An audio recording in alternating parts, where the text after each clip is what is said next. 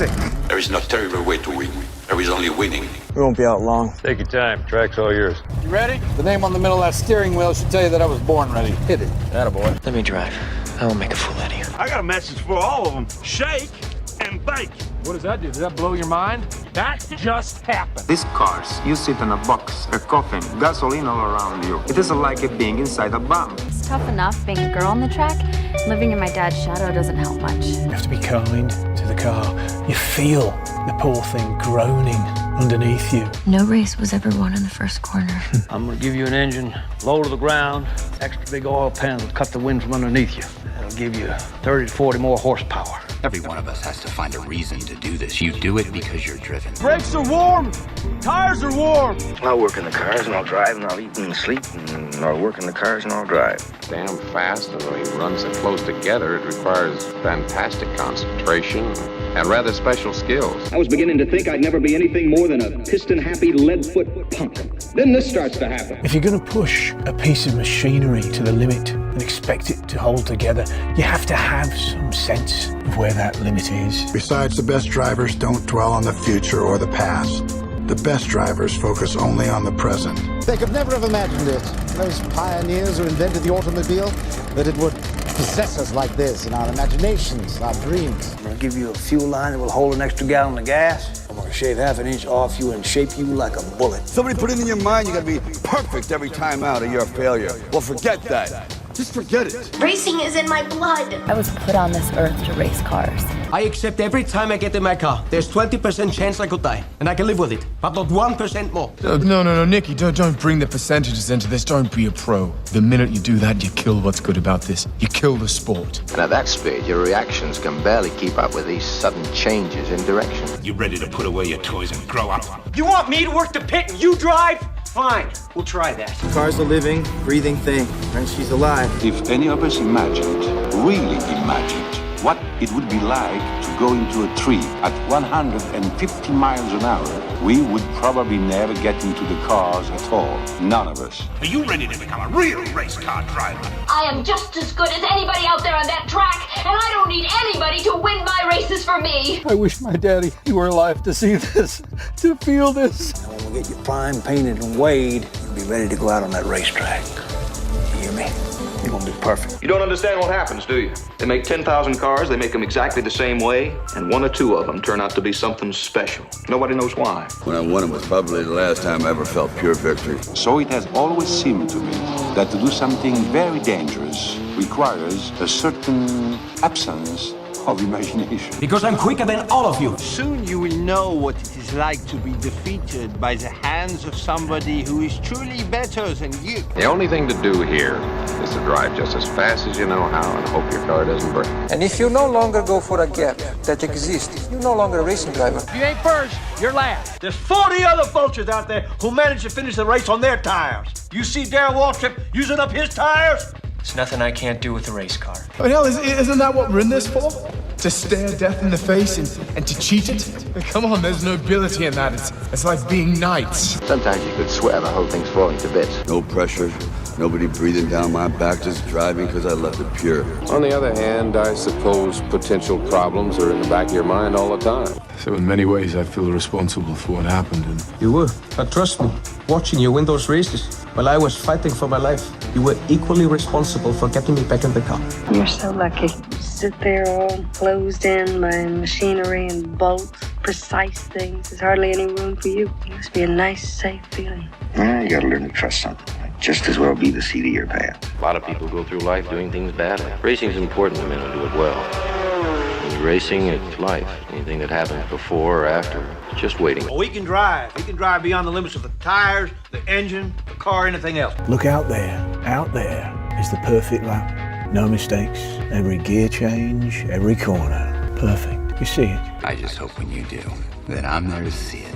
Ask any racer, any real racer. It don't matter if you win by an inch or a mile. Winning's winning. But it isn't just business, is it? What we do, it's passion, love, which is why we are prepared to risk our lives for it. Racing.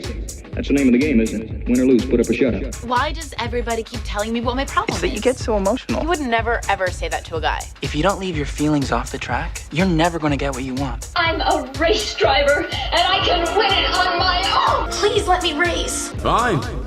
Then let's race.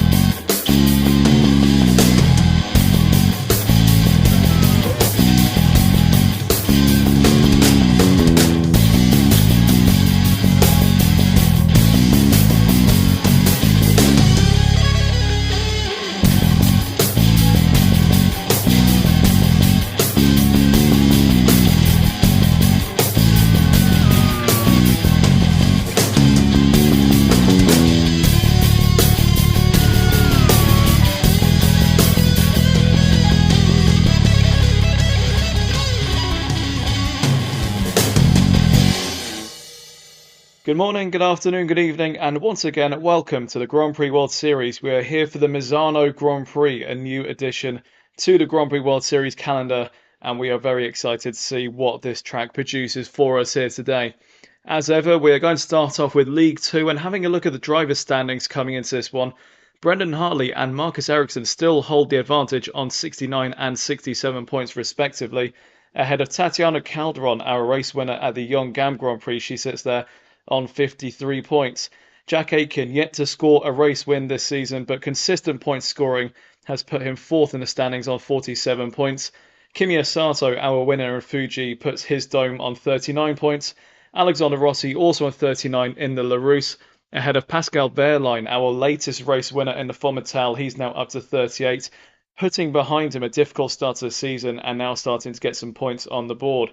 Andre Lotterer is 8th in the Andrea Moda, ahead of Takuma Sato on 34 in a dome. And Lucas Di Grassi, 2 podiums earlier on in the season with a pair of third place finishes, puts him on 30 points. He hasn't scored any points since, and Zaxby's team manager Mike Smith has laid down an ultimatum to the Brazilian driver. If he does not score points today, he will be replaced by the reserve driver Sam Bird, who will return to the race seat should Di Grassi fail to score any points today. And a quick look at the team standings after the Istanbul Grand Prix. Fomitale are on 105 points, ahead of Pacific Grand Prix on 77, a good buffer there for the Italian team headed up by Ewan Gale, and he will be looking to hold on to that advantage today. But the likes of Pacific, Dome and MasterCard will be looking to close in that gap as much as they can today, and across the course of the rest of the season, still plenty of points to play for as we look towards the end, the second half of Season 3. MasterCard Lola are on 69 ahead of Zaxby's on 65. Andrea Moda and Force India separated by 1 point in 6th and 7th. LaRousse on 43 and 8th ahead of Scuderia Colonia, who have fallen down the order a lot since they had a strong start to the season. The upgrade window is really playing a part as we go through this season. And Carlin moved up into the top 10 with 17 points as Fabio Lima took home a points finish at Istanbul last time out. A couple of driver changes to bring you today. Raffaele Marcello at the Force India team will make his Grand Prix World Series debut in place of Jerome D'Ambrosio, the Belgian driver, not really finding the speed of his teammate Jack Aitken so far this season. So Ed Spencer has taken that decision to put D'Ambrosio down into the reserve role and to give Marcello his race debut. How will he fare today? Will he be able to make a lasting impression and get that full-time seat at Force India? And another driver change for League 2 is at the Dams Viant team, as Simona Di Silvestro has replaced Valentino Rossi, the MotoGP legend, who Jake Sanson really wanted to give a fair go at this championship, but having qualified last for every race so far this season, it was really only a matter of time before Jake Sanson decided to make the swap and put Di Silvestro into the car for her return to the Grand Prix World Series. We will see how she gets on in that car. Can she bring home some points in today's race? We will see how she gets on alongside Teo Porcher. But looking to the grid before we get going with this race, and it is Mick Schumacher in the MasterCard Lola who has put on pole position by only a very small margin to Pascal Wehrlein, our latest race winner. 33 thousandths of a second separate the two Germans, and they will be going all out for victory today. But not if Marcus Ericsson has anything to do about it. One of our championship contenders is third on the grid ahead of Gary Paffett, fourth in the Ram. Brendan Hartley, our championship leader, starts fifth today, a much better qualifying for him this time around. Raffaele Marcello on his debut will start 6th in the Force India, out-qualifying his teammate at the first time of asking, ahead of Alexander Rossi, Luciano Becchetta, Christian Lundgaard and Kimi Sato. That rounds out your top 10. In 11th place is Lucas Di Grassi, the guy who is under threat for his race seat in this race, and Mike Smith will be keeping eager watch to see how he gets on. Sergio Sette Camara, one of his best qualifying performances of the season so far, will line up 12th, ahead of Oliver Rowland, a little bit off the pace of what he's done so far this season, but he will aim to move forward back into the points once again. Tatiana Calderon, another of our championship contenders, will start 14th, ahead of Fabio Lima, and Dan Ticktum, Takuma Sato, Mike Conway, Alan McNish, and our returning driver Simona Di Silvestro finish out the top 20. 21st place is Jaime Alguersuari, ahead of Callum Ilott. Jack Aitken, 4th in the championship, but 23rd on the grid. Not a good day for him. The only way will be forward for the Force India. Can he potentially scrape some points out of this race today? And near the back, Teo Porcher, Jake Dennis, and Andre Lotterer. It is an all Andrea Moda back row. And Lucy Ballwood will not be too happy about that. But as I say, the only way is forward, and maybe they could scrape 1 or 2 points out of this today. We'll see where they are come the checkered flag. Well, to get to the checkered flag, first we must race. So we will hand you over to our commentator for today, Tom Cairns. Mick Schumacher on pole for the first time in his Grand Prix World Series career, with Pascal Wehrlein gunning for 2 wins in a row from second place. The 5 red lights will appear. When they extinguish, we'll be going racing for the first time in Misano. Lights out, and away we go. Mick Schumacher and Pascal Wehrlein get away well together, but Wehrlein is in front of the Mastercard Lola driver, and he takes the lead going into turn 1. So Pascal Wehrlein in front of Mick Schumacher. Gary Perfect doing well in the ram up there in 3rd place momentarily, but Brendan Hartley's got to a fantastic start. It looks like he's tossing it out with the Brit. He can't seem to get away through. There's an off there. Looks like one of the Reals. It's Dan Ticktum. Real season going from bad to worse. Dan Ticktum already in the gravel trap at turn 2. And he's left himself with more work to do than decide. He actually came together with one of the domes, broke his front wing as he bounced through the gravel trap. Dan Ticktum will be in the pit lane at the end of lap 1 for a new nose cone. Now, who was it that came together with him? It was Takuma Sato. Oh, he locked up and took Dan Ticktum out as well. I can imagine there will be a penalty going in the way of Takuma Sato. Right on board with Simona Di Silvestro, making her return to the Grand Prix World Series in the Moscow Lola. Actually, she tapped Sato into Dan Ticktum, so she was the one that started it all off. So not the happiest returns there for Di Silvestro. Replacing Valentina Rossi in the squad, and she's been given a 10-second time penalty and a back of the grid drop for the next race as Wehrlein and Schumacher go toe-to-toe through the left-hander. And it looks like Wehrlein has got himself in front. I think he was behind momentarily and then got back through on Mick Schumacher further around the lap. But they're coming round to the end of lap 1 here in Misano. Wehrlein leads, Schumacher second, and it's Brendan Hartley in the Pacific in 3rd place, Gary Perfect 4th, Marcus Ericsson in 5th, and it's Alexander Rossi. The only Rossi in this race is in 6th. Luciano Becchetta 7th in the Carlin. It's Raffaele Marcello in 8th on his maiden appearance in the Grand Prix World Series. Christian Lundgaard is 9th, and Kimi Sato rounding out the top 10 in the Dome. The fastest lap will come down lap by lap, so no need to worry about who's got the fastest lap for the time being. We see an off, that's Callum Ilott bouncing through the gravel and rejoining almost into the path of the other drivers there. Did he take anyone else out with him? We'll have a look on the replay. Callum Ilott making a move there on what looks like the ram. That'll be Alan McNish. Just misjudged his braking point, bounced over the gravel trap and narrowly avoiding one of the Andrea Modas. That would have been Andre Lotterer. Dan Ticktum in the pits for a new front wing. Ilott down at the back and will need to come back in for a new front wing as well. It really is kicking off as Mick Schumacher has got back through on Pascal Wehrlein. Mick Schumacher into the race lead once more. Wehrlein didn't defend on this occasion, and Schumacher was able to get back through into the race lead. Schumacher, who's made a promising beginning to his Grand Prix World Series career. As Fabio Lima nearly making contact there. Looks like Teo Porcheri nearly came together with and was very lucky, one, to get the car slowed down, and two, avoiding contact and causing an absolute pile-up behind him. Now, around this Misano circuit, what you may notice is that this is an old configuration to the real one that you might be thinking of. Either way, he's putting on some brilliant racing so far, and we're approaching the end of lap 2 now. Mick Schumacher crossing the line with a new fastest lap. That'll probably come down in due course later on in the race. Gary Paffett running up there in 5th place. Ram could do with a good haul of points today. They've been on the back foot in recent races. Their highlight being Alan McNish bringing home a brilliant 4th place in Fuji. Paffett, one of 5 drivers in the history of the Grand Prix World Series to take pole position on their debut. And we can see Alexander Rossi making a move on Paffett into the left-hander, the hairpin. And I think what it is, actually, in terms of this layout, I think they're going the reverse configuration to what they would normally do in real life.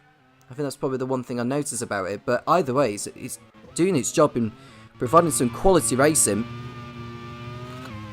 And we see Brendan Hartley, who ran wide there. And it looks like he's going to give the position to the Swede Marcus Ericsson, who was able to fend it off this time around. Now, Brendan Hartley, who ran over the curb on the exit. He was very lucky he didn't damage anything to the car. Otherwise, that would have been his race ruined at that point. No retirement so far, despite the fact that we've had a couple of drivers coming in. The first couple of laps for new nose cones. And Schumacher continuing on his way out in front. So through turn 1, as we look at Rafael Marciello, who's running in 7th position ahead of the Carlin of Luciano Piquetta.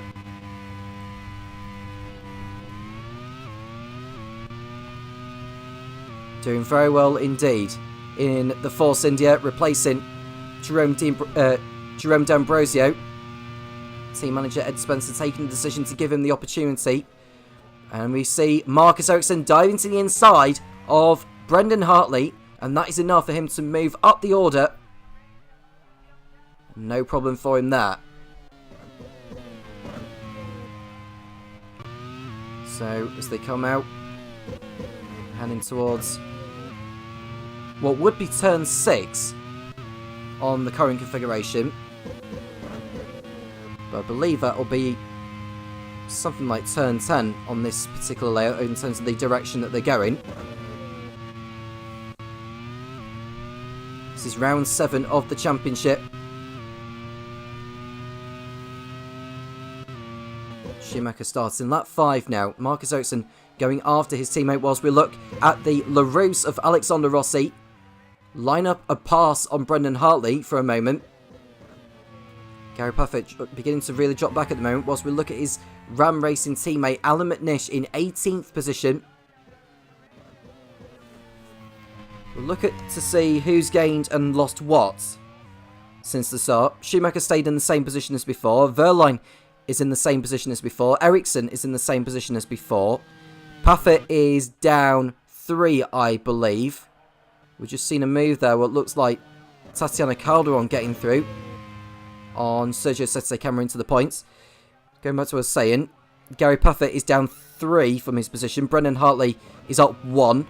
Rafael Marciello is in the same position as before. Alexander Rossi is up 2. Luciano Piquetta is in the same position as before. Christian Lundgaard is in the same position as before. And Kamir Sato is down 3.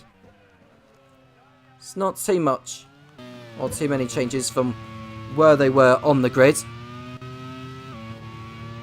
It's the second pole position point that Mastercard Lola have achieved this season after Tatiana Calderon got the first in Yongam. She went on to take victory that day. Can Mick Schumacher replicate that here in Misano?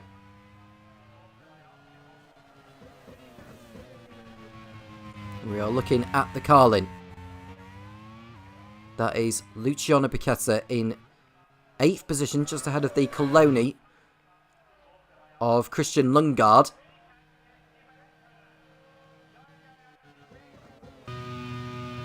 We see a move from the Dane up the inside of Piquetta. So Lundgaard up into 8th position ahead of the Brit. So the current IndyCar driver making his way through the field. He's behind Gary Puffett now, as he's just been... Well, Marciello is ahead of him. He was ahead of him a lap or so ago. It'd be interesting to see who decides to go for the 2-stop and who decides to go for the 1-stop here in Misano. There's 56 laps, which I believe is the most number of laps we have had in any Grand Prix World Series event so far this season. So Schumacher continuing to lead. Wehrlein is in 2nd place still. Von Mattel looking very, very strong for promotion at the moment, given their form at this present time. Even if they don't take victory, 2nd and 3rd will do all the well of good for team manager Ewan Gale.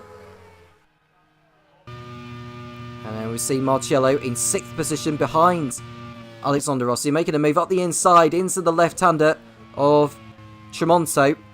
And he's gone up into 5th position ahead of the LaRousse. So the decision to put Marciello in is paying dividends so far for Ed Spencer's team. His teammate Jack Aiken hasn't had the best of qualifying sessions, and he's not in the top 15 at the moment. In the last race in Istanbul, 23 drivers out of the 26 that started made it to the end of the race, which is an all-time record. How many will get to the flag today is anyone's guess. Now here's Schumacher going through turn 1.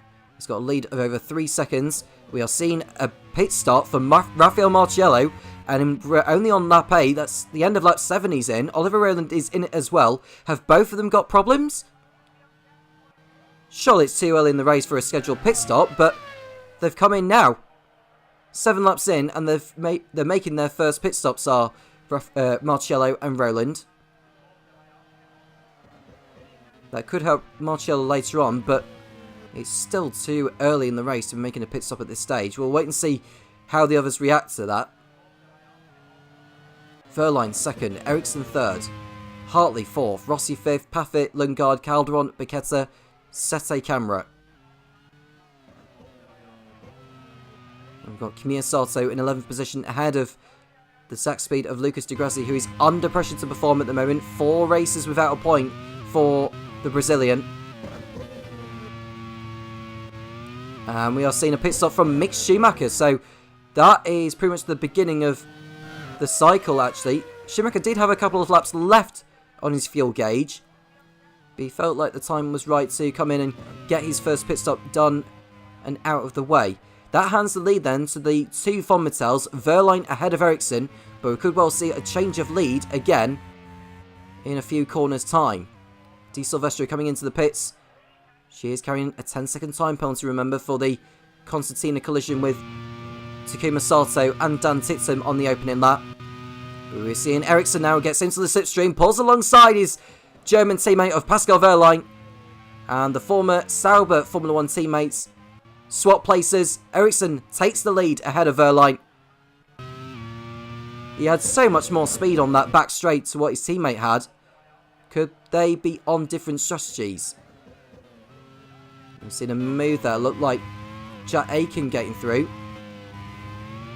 on Teo Porchero, I think it was.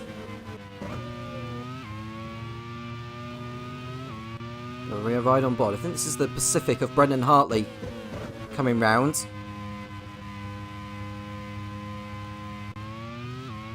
Mick Schumacher holds the fastest lap of the race, a 1:14.8. He's outside the top 15 as he's rejoined, but we're seeing more pit stops now. Ericsson comes into the pits. So the fact that Wehrlein let Ericsson go through there makes sense, because Ericsson was carrying less fuel than he is running. Calderon making her way into the pits, as is Alexander Rossi. So we should see Mick Schumacher go back ahead of him in a moment. I think he's come back out in some clean air as well as Mick, so he's timed that pit stop rather well.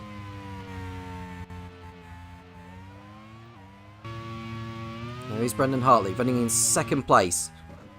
He's in need of a good result as Brendan Hartley. He is leading the championship, but only by a couple of points ahead of Marcus Ericsson, who didn't have the best of races in Istanbul either, but he's still very much in the hunt.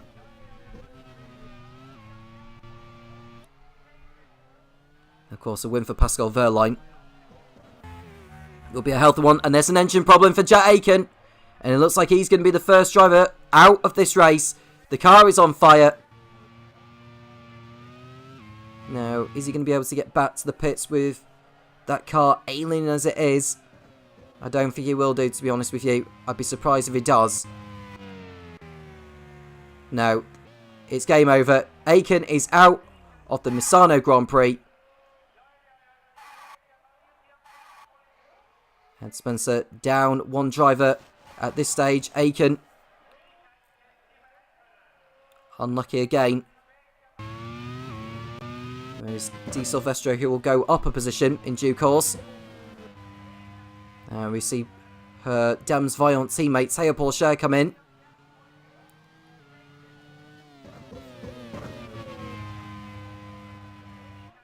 Wehrlein in front. A couple of seconds clear of Brendan Hartley. Then it's Gary Puffett, who's a second clear of Christian Lundgaard. Got Luciano Piquetta, Sergio Sette Camara, Lucas Di Grassi, Camille Santo, Fabio Lima, and Jaime Alguersuari in the top 10 at the present moment, but all of them haven't made a pit stop yet. The highest driver in the field that has made a pit stop is Mick Schumacher in 14th. And Gary Puffett's coming into the pits from 3rd place. And it looks like Pascal Wehrlein is in as well, which hands the lead over to Brendan Hartley. I think it's the first time he's led a race since Yongam, when he temporarily took the lead when Calderon was coming in for her pit stop before he pitted in later on, and Calderon took the lead from there. Pacific could do with a strong result today. Neither car finishing in the points. Down to 2nd place, behind Von Mattel. I will mention that the top 3 teams in League 2 will go up to League 1 next season, and the bottom 3 teams in League 1 will go down to League 2. The top three teams in League 2 at the moment are Von Mattel, Pacific, and Dome. You're watching Luciano Piquetta, who's in 2nd place on track. Not having too bad of a race so far. He hasn't finished in the points in the last 3 races, though, Piquetta, after a promising start. He came in last minute, actually, just before the first race of the season, in place of what would have been Davide Falsecchi. But due to things that happened in the paddock involving Falsecchi, which I won't mention what they were, prompted Perry Brown's decision to drop Falsecchi in favour of the Brit. And I think it's turned out to be quite a good decision, considering his performances so far in the Grand Prix World Series in his debut season. Puffett making a move on the Zach Speed into turn 1, and he was lucky to get the car slowed down and avoid contact. Di Grassi in P3. As we see Marcus Ericsson making a move on Andre Lotterer. And this is a change for position. Up to 9th he goes. And looks like Marcello is he in front of Wehrlein? They were tussling for position, were those two. We'll have a look further back as Wehrlein and Marcello went side by side. And I think Marcello got in front of Wehrlein in the pit stops. But Wehrlein is back through on the Italian. And there's an engine problem. That is Luciano Piquetta. Another race without points it will be for the Brits. It's a shoe shape unless he can get it back to the pits, which he does so. He was due in for a pit stop anyway, and it couldn't have come at a better time as that engine problem. And I think the mechanics will be able to get that fixed and send him back out again. Bichetta is a lucky man for once. We're seeing pit stops galore at the moment. Hartley also coming in. He was in the race lead before he did so, but he's lost a position to Rafael Marciello. Just looking to see where he is, actually. He is behind Alexander Rossi as well, who was behind Hartley before the pit stops had begun. So it's not worked out rather well, unfortunately, for Hartley, but he'll fight back on the fresher tyres. We can see a move from Mick Schumacher by the looks of it on Mike Conway. Schumacher going through up into 4th position. And you can see the top 3 on track with your picture. Lucas Di Grassi, it's a long time since we've seen him lead a Grand Prix World Series race.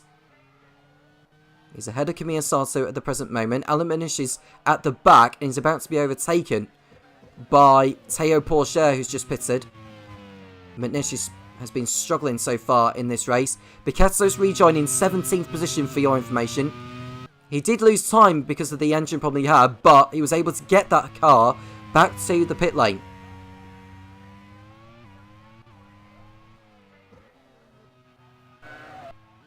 Fabio Loma in P3. Sato over a second behind Di Grassi. You can see Calderon going for a move into turn 1, and she gets her nose in front of Andre Lotterer. That was a brilliant overtake from Calderon to put herself up into 10th place.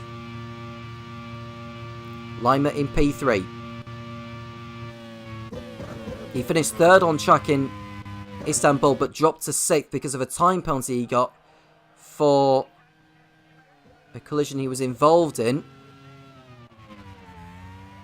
And we just saw an overtake there. Looks like Pascal Wehrlein in front of Marcus Ericsson. Wehrlein on fire in this race again, as is Marcus Ericsson, to be fair. Mick Schumacher continuing on his way. And there's an engine problem. Who's that? Is that a Von Mattel? It looks like a Von Mattel to me. No, it's not. It's the other Force India. Rafael Marciello is going to be out of this race unless he gets that car back to the pit lane.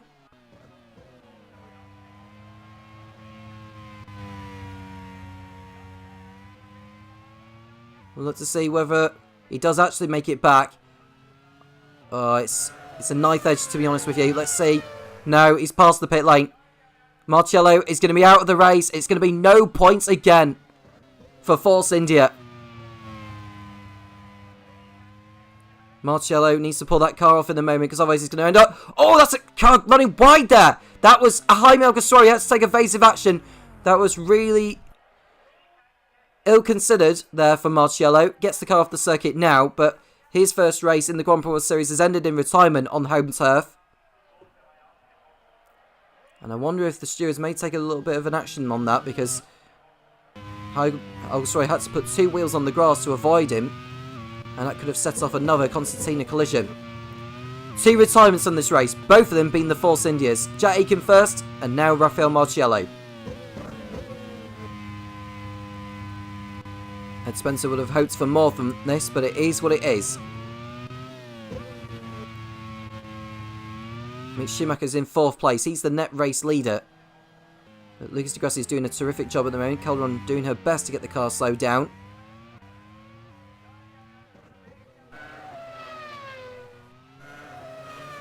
She's coming through. She's in 9th place now. Coming through turn 1. It's a nice sweeping right-hander, actually, is that. We are seeing also someone trying to make a move further behind. That will be Brendan Hartley trying to get through on Christian Lundgaard. And there is Ericsson getting stuck behind Mike Conway. It's vitally important he gets in front so he can stay in touch with the likes of Wehrlein and Schumacher. He's too far back to make a move. So Ericsson will have to wait a little bit before he decides to go for it. Hartley's in front of Lundgaard now. Up to 10th place he goes. Whilst Ericsson is stuck behind Mike Conway, but not for long, because he's ahead of him now. And that's a change for position. Ericsson up to 6th in the Von Mattel. Lima in 3rd place. Coming round to complete what should be, I think that's his 15th lap he's done.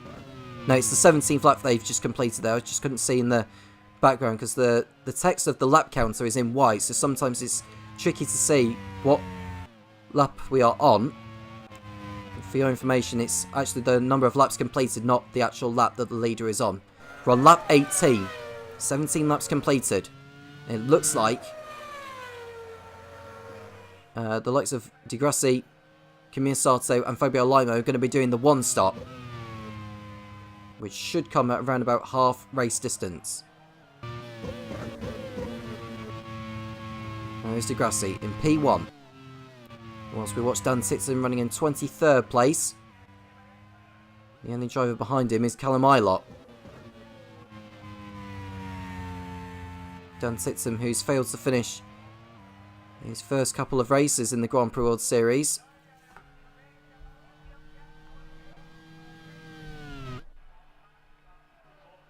Oh, he's finished 1 out of 3, I should say. Albeit that was a 16th place finish in Kyalami. Real haven't scored. And that's the problem, that's Mick Schumacher! I don't believe it! That's the problem for the Master Gondola. Mick Schumacher is going to be out of the race! On lap 19!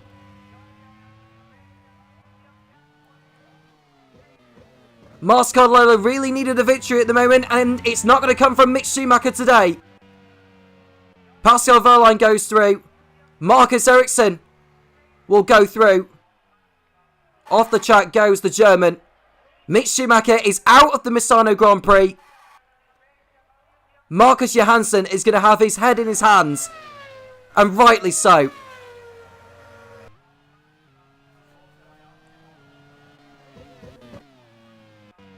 Hartley getting through on the sole surviving Master Gondola of Tatiana Calderon. Hartley through into 8th position, Calderon down to 9th now. And further up ahead we can see Alexander Rossi getting through on Mike Conway.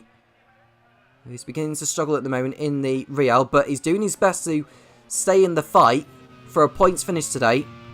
The Real team, who are managed by Ed Hunter, have only scored 1 point so far, and that came in the opening round of the season in Malaysia, Sepang.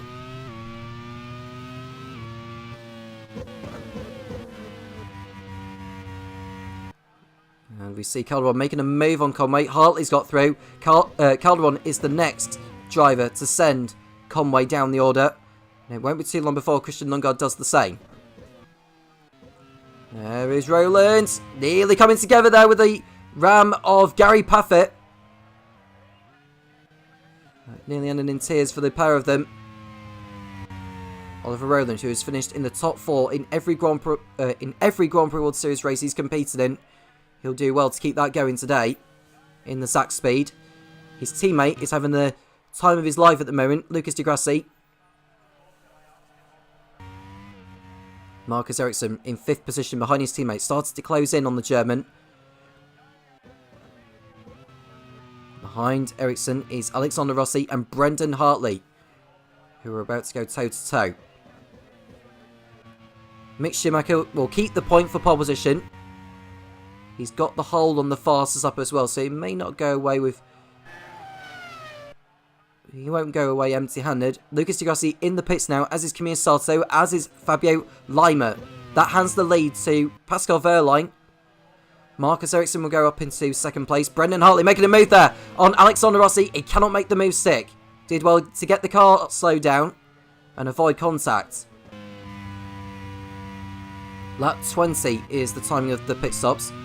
And I think, given the timing of the pit stop, it may be a 2-stopper for the likes of Di Grassi, Kimi Sato and Fabio Lima. And those that pitted early may well be doing the 3-stop.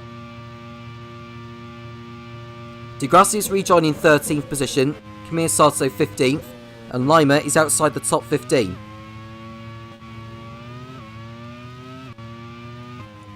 Could Von Mattel get a 1-2 out of this? That would be remarkable. They've yet to achieve it.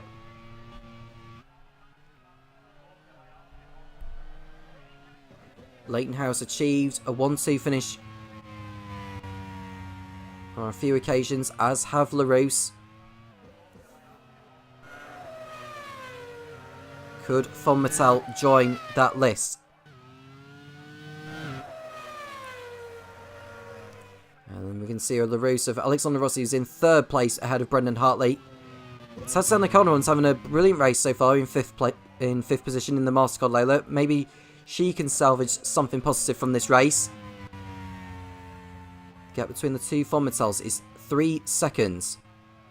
I'll keep you posted on the gap as they come through the first sector of the lap. It's run about the same still at the moment. And we can see Brendan Hartley making up a place now on Alexander Rossi. Goes to the inside, into the fast left hand of Tremonto, and he gets through ahead of the American. The Kiwi is up into the podium positions. That's something for Kevin McMullen to be happy about. Sergio Sete Camera is in 8th position in the other Pacific, behind the luckiest driver in this race so far, Luciano Piquetto, has just got through on him actually.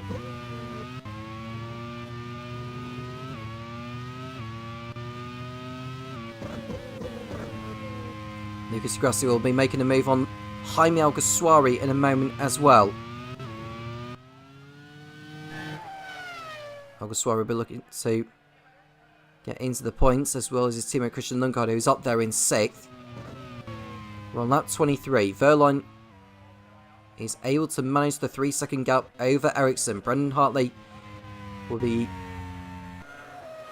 should try and start to close in, as we can see Camilla Sato trying to make a move on Simona Di Silvestro. Can't get through at the moment. Di Grassi trying to get through on Alguersuari into turn 1. Can't go through yet either. He will be back for more though, will Di Grassi, but the more time he spends behind Alguersuari, the more he'll lose ground to the leaders, who are just romping away with it at the moment. With the form these two are in. Hats off to both of them, who have had tricky times of it in the past with previous teams. Porsche making a move on one of the Andrea Moders. That would have been Jake Dennis. Andrea Moda, both cars starting at the back of the grid today. Not because of penalties, but genuinely off the pace. Which is a bit of a surprise. And we're seeing a pit stop for Marcus Ericsson's in for his 2nd stop of the race. At the end of lap 23. So he is in. And it looks like, who's also coming in? Gary Paffett is in the pits in the ramp. Marcus Ericsson trying to perform an undercut on his teammate. He's falling outside the top 15 now though, so he's got his work cut out to get through the pack without tripping over anyone.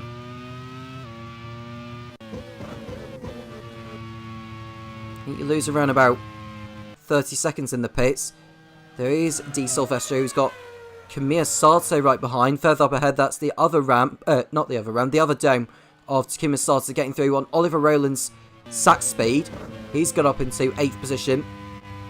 Verline continuing to lead out in front. Will he respond to his teammates' earlier pit stop and come in at the end of this lap? Conway getting through on his teammate, Dan Tickton. And Conway, who's made his first stop of the race, is down towards the back. And it looks like Verline is in. That hands the lead over to Brendan Hartley once more. Mick Schumacher out of the race, in case you are wondering, after being on pole and looking set for his first win in only his 3rd Grand Prix World Series race. And we are seeing a pit stop there, one of the Andrea Moders coming in. Piquetta in as well, Huma Sato, Alexander Rossi. And Ericsson, or Verline I should say, is out in 10th place, but more importantly in front of his Swedish teammate Marcus Ericsson. Ericsson, who's behind Mitnish in the battle for 12th, as we can see Alguersuari going for a move on Oliver Rowland, and this is a change for position. The Spaniard up into 5th place in the Coloni, Rowland down to 6th, just in front of his teammate Lucas Di Grassi, who will want to not hold up because Di Grassi is on a different strategy.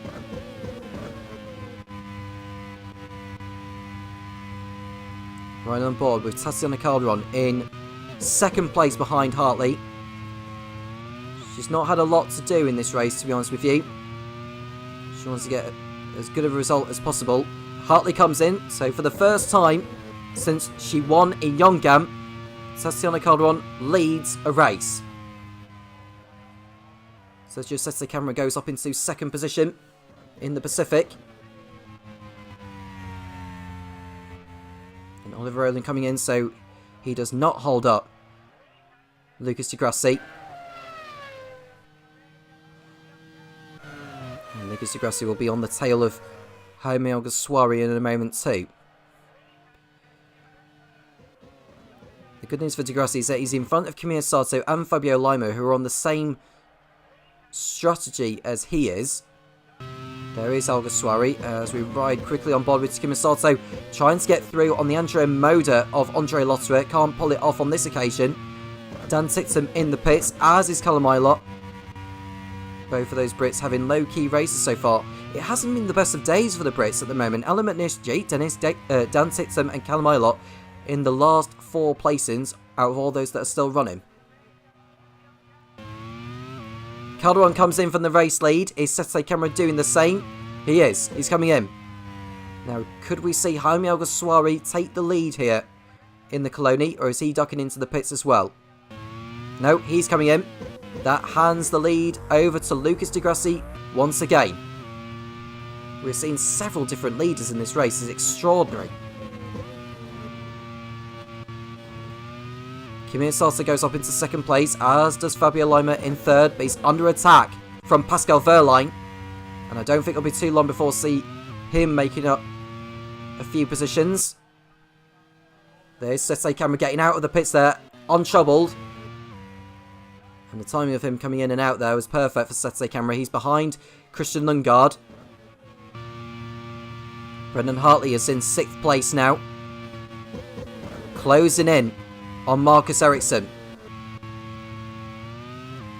Hartley stayed out a little bit longer than Ericsson and Wehrlein, so he may be able to use the fresher tyres to good effect.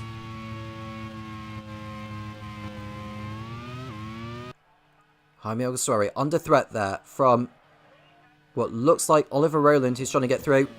And that's a problem for Christian Lundgaard. The Danish driver is going to be out of the race as Conway runs wide.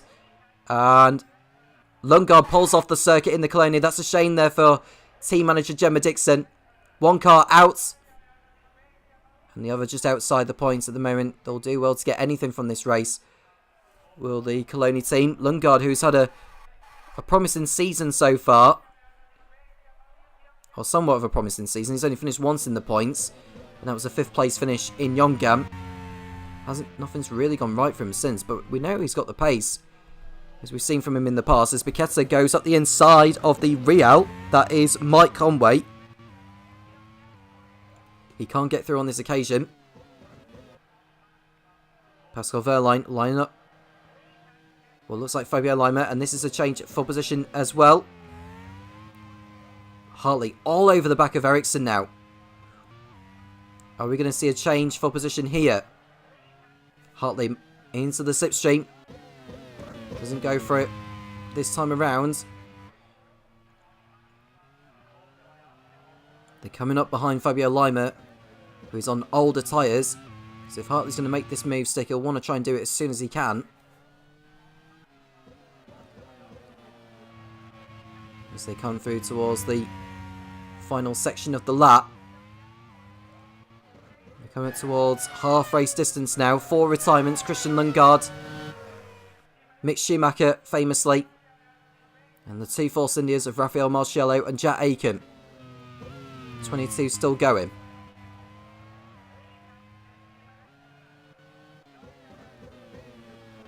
So through turns 1 and 2 and 3. And then we've got these kinks of 4, 5 and 6. And then onto the back straight they come. Now we're going to see a change here as Hartley pulls out of the 6th straight. Up the inside of Ericsson, and he's through, up into 5th place. Great move there from Brendan Hartley, in form today. And that leaves more work to do for Von Mattel to salvage the maximum they can get.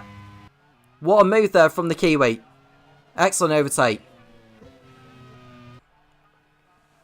Further behind, Di Silvestro looking to replicate the pass by getting through on Andre Lotterer.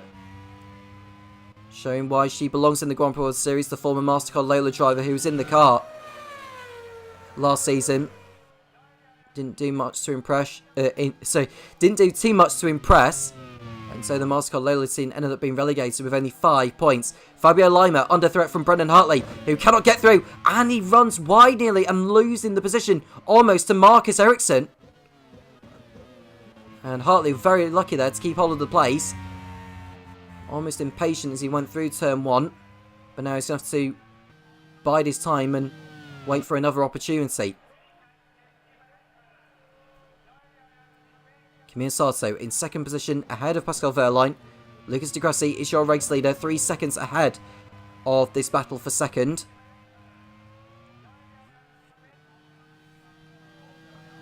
Conway in P11 ahead of Gary Paffett.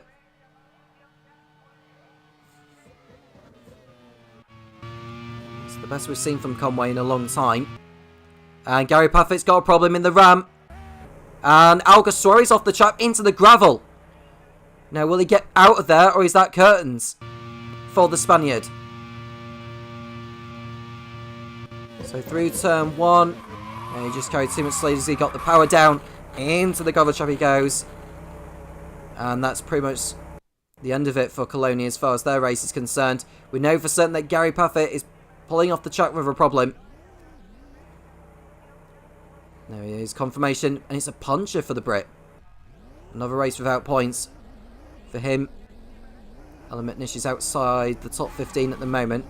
I'm not sure what Alguersuari is playing at here. He's almost stuck. He needs to get the car reversing out of there and get back points in the right way. He'll be down a lap by the time he rejoins, will Alguersuari. I'm not sure what exactly he's trying to perform.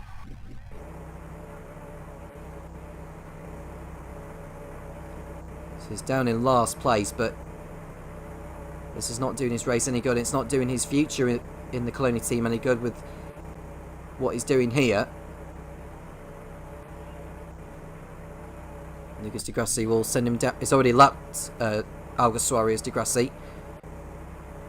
I don't know if we'll see any more of Alguersuari in this race. Ideally we want to be watching the action because there's the yellow flags going round the circuit, which means no overtaking at this part of the circuit.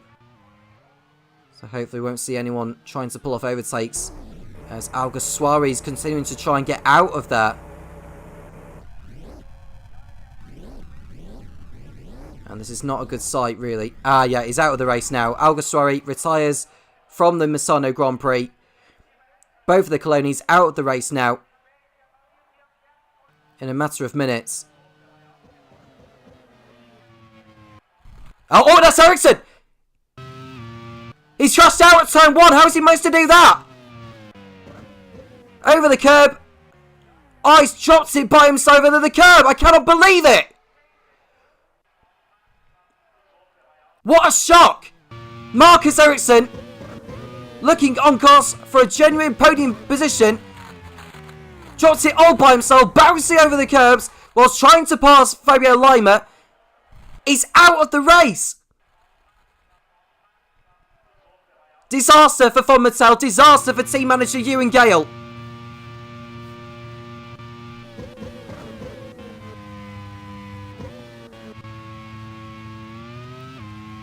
That throws the race wide open, most certainly. Drama after drama after drama.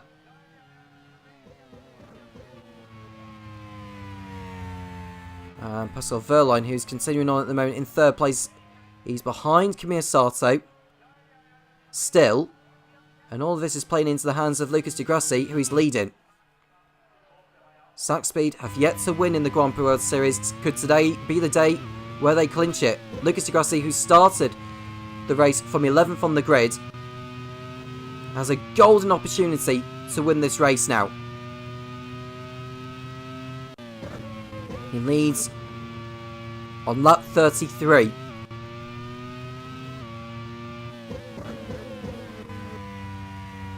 Not too far away from his second pit stop, I'd have thought, as Jake Dennis locks up but keeps the car pointing the right way. I suppose the only positive for team manager Lucy Ballwood is that both Jake Dennis and Andre Lotterer are still going. Lotterer in 14th position. Dennis, who's further behind, in 16th position. Ahead of him is Teo Pourchaire. And Verline's through on Kamir Sato into second place. We didn't see the overtake, but we now see the result of it. I don't know if we'll get a replay of it. We probably won't. But Lima is continuing on in the Carlin in 5th place. Alexander Rossi and Tatiana Calderon are closing in again, though. But Verline, crucially, is in 2nd place and can now go after the Zach speed of Lucas Di Grassi.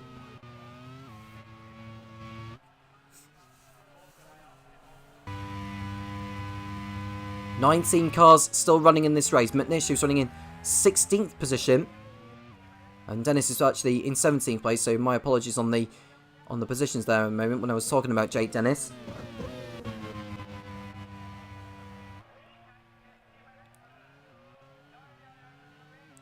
23 laps to go. Di Grassi, Verline, Kamir Sato, Hartley, Lima, Rossi, Calderon, Sete Camera, Bicetta and Conway. Zach Speed leading Von Mattel, leading Dome, leading Pacific, leading Carlin, leading LaRousse, leading Mastercard Lola, leading Pacific, leading Carlin, leading Real. Mike Conway in the points in 10th position.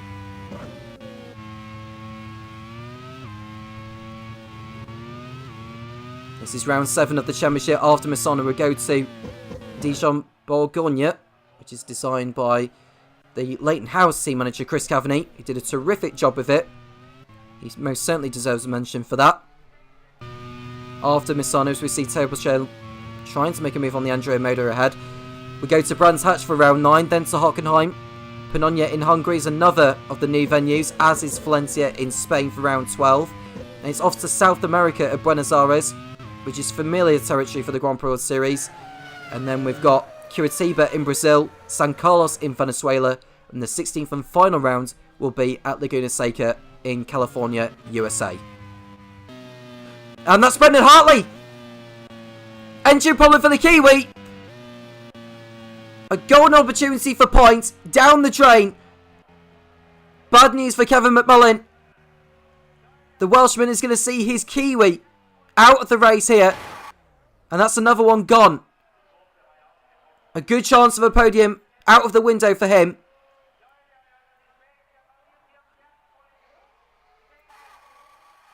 Unbelievable luck.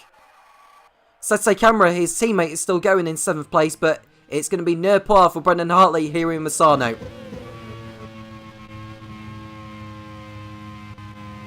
Kamir Sato doing a terrific job in 3rd place so far. He's actually over 4 seconds in front of Alexander Rossi, who's not really threatening him. This is playing into the hands of Kamir Sato at the moment. Kamir Sato is running in 11th place. He's just outside the points. Given the jump we've had in the last 5 or so laps, you never know what could be delivered next. Now the gap between Di Grassi and Verline has come down to 2.3 seconds at the end of the last lap. Verline coming into his stride at the moment. Bicetta, who's in 8th place now, Conway 9th, and Oliver Rowland in the Zach Speed is in 10th place. And Verline, who is chasing after Lucas Di Grassi, whilst we see Calderon, who tried to make an overtake there on Fabio Lima, is not able to do it on this occasion. Is she able to do it into Tremonto? The answer is no. Here's Lucas Di Grassi doing his best. And Jake Dennis getting it a little bit wrong there as he went into turn 1. Well, it looks like turn 1 as he got it all wrong there, or it might have been turn 2 actually, or turn 3.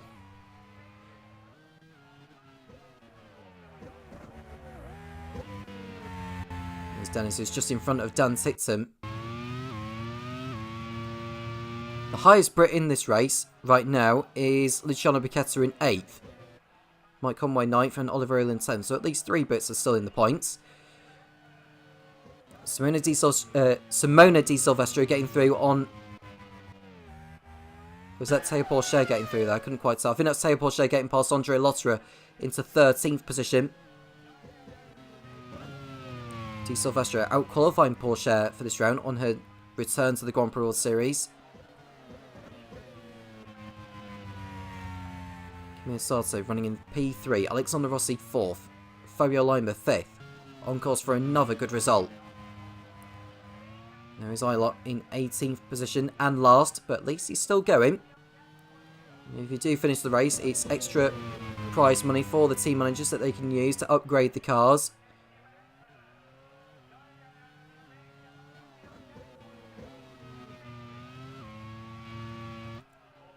Saw a change of position as Tatiana Calderon is through on Fabio Lima, and 5th place goes to the Colombian.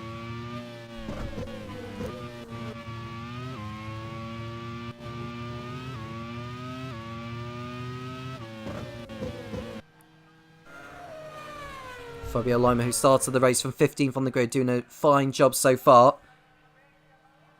Takuma Sato, or Kamiya Sato, started 10th on the grid and is currently in 3rd place. Lucas Di Grassi, 11th on the grid, as I've already mentioned. The gap has come down to 1.5 seconds between him. And it's a brake problem for Lima, so that could well explain Calderon getting through. And Lima's race is taking a little bit of a turn for the worse, but I don't think it's going to be too long before we see Di Grassi and Kamiya Sato coming in. At least he can get another set of tyres on and go again. Will Lima. He'll rejoin, I think, in front of Di Silvestro. No, he won't. He's behind her now. He's in the pits. And he's behind Porcher as well.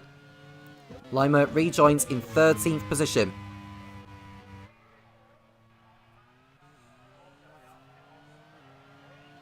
There's your top 2 in the picture. Di Grassi ahead of Wehrlein. That gap is down to 1 second. We're on lap 38. 19 laps to go. It'll be 18 once that lap is completed. Or the lap that they are on.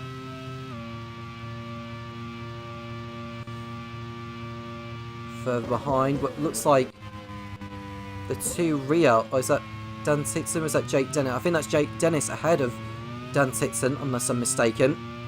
I'm sure it's Jake Dennis ahead of the Brit.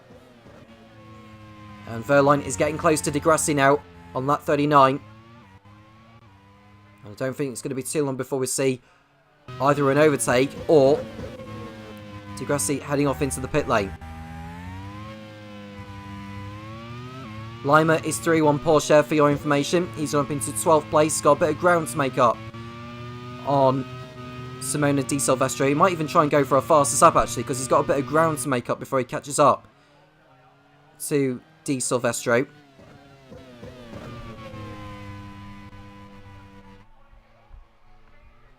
Now, Simona Di Silvestro's best result in the Grand Prix World Series. Looking at where she ended up in Season 2, that's Oliver Rowland getting through on Mike Conway by the looks of it. Into 8th position. Her best result has been 10th, and that was in round 6 of Season 2. That will have been in Jedi. Andrea Motorcars swapping places. Jake Dennis through on Andre Lotterer. But we want to go back to the battle for the lead. Here it is. Di Grassi and Wehrlein. Nose to tail. Now, where will Wehrlein decide to go for it? He needs to be clever here, does Wehrlein, if he's going to take the lead of the race here. He thinks about doing it there, but that's going to cost him ground and lose him time. But he'll get back into the slipstream and may decide to go for it here. Not through Tremonto. But Verline will be back for more. He'll be into the slipstream and decides to go for it at some point. Titsum gets through on Andre Lotterer into 16th position. It's a nice overtake there from Titsum. Up the order he goes. Very much getting himself back into the action here. And it looks like Lima is on the tail of Di Silvestro now. And he's about to pull off an easy move on this occasion. Wasting no time getting through. Back to the leaders again. Verline. Where will he decide to put the car? Degrassi doing his best. Through turn 3. They come. Degrassi doing his best. Will Verline wait around this time before he gets into the slipstream? I think he will do. Here they come. And I think the inevitable is about to take place here. Verline into the slipstream. Pulls out of the slipstream. And it's easier said than done. Verline gets the move done before the corner. And he takes the lead of the Lead 2 Misano Grand Prix. And looking on course for 2 wins in a row is the German. From Mattel, who have won 3 of the last 4 Lead 2 races. Is it going to be 4 from 5?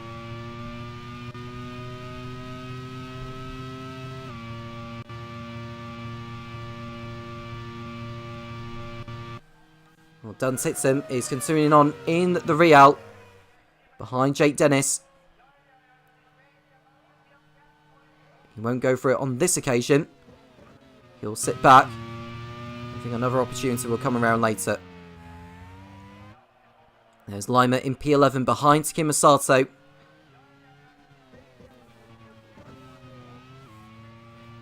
I want to get up to the Japanese driver in a moment. Get his skates on. Get some overtakes done.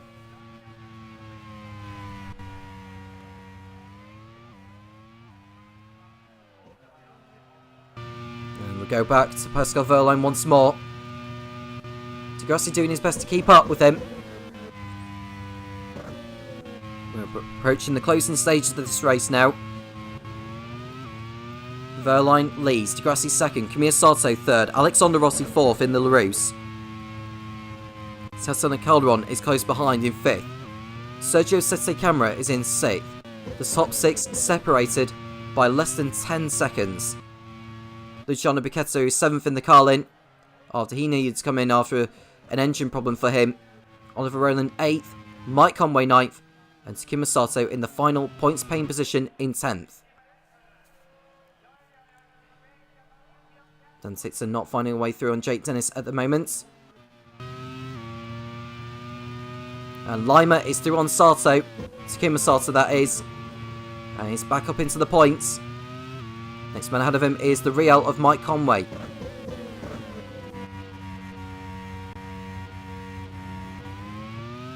Lucas Degrassi a second behind Verline now. Verline beginning to pull away, but it's not over yet. Not over until the checker flag. Kamiya Sato running in P3 in the Dome, which would be a fine result for the team.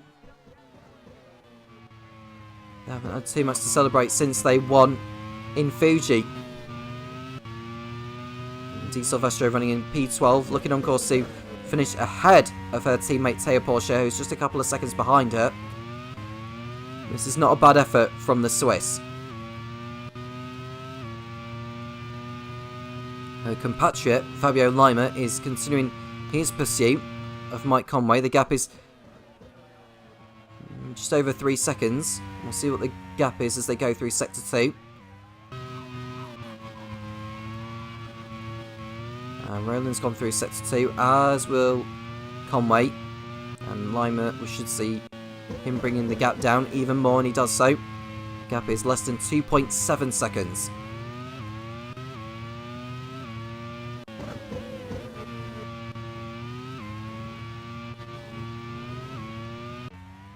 Kamiya Sato in 3rd place is under threat from Alexander Rossi and Tatsuna Calderon. Sergio Sette Camera is getting on the act here. He could well get in in a moment in the fight for the last podium place.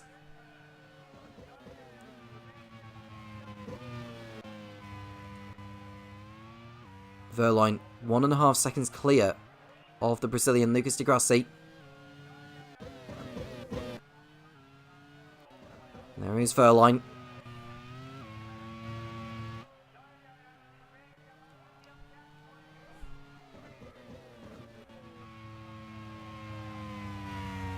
There's Verline. Di Grassi behind him too.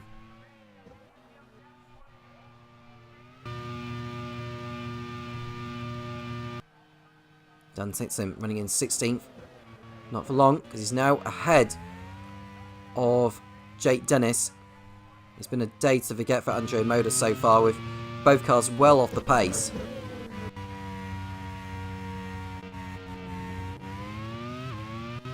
And Lima's got the gap down to just over a second between him and Conway. That will come down even more as they go over the start-finish line.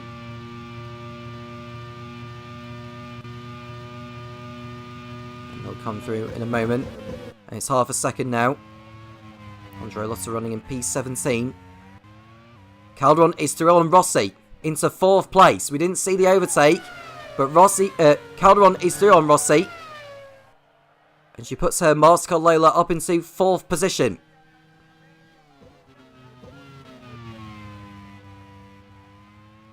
Rossi down to 5th. And Sergio Sestacamera will be closing in. Calderon chasing after Kamiya Sato for 3rd position. With Hartley out and Ericsson out, there's an opportunity for Calderon here. Because if she can get up high enough in this race, she may even take the lead of the championship. Although if she finishes on the podium, she would only get 15 points for that. She'll move in front of Ericsson, but be 1 point behind Hartley. Verline seemingly on his way to victory. He'll get 25 points, which will move him on to 63. And Kamiya Sato would get what is currently 3rd position. 15 points would give him 54. So the championship very much hotting up in League 2 in the Drivers' Championship. And Rossi gets back through on Calderon into Tremonto. So this battle is far from over by any means. Lima is through on Conway now and up into 9th position. The next driver ahead of him is Oliver Rowland in the Zack Speed. And the gap is 2.2 seconds between the pair.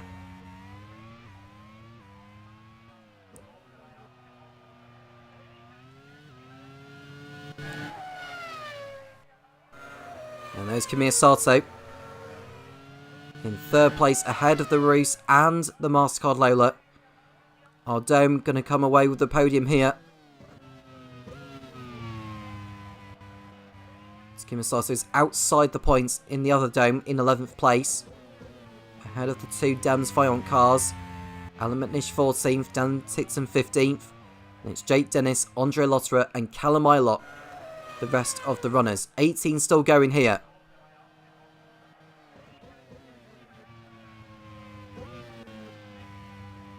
Verline's gap to Di Grassi is 2 seconds, but that's all he needs. Kamiya Sato just maybe running a little bit too deep into turn 1, but gets away with it.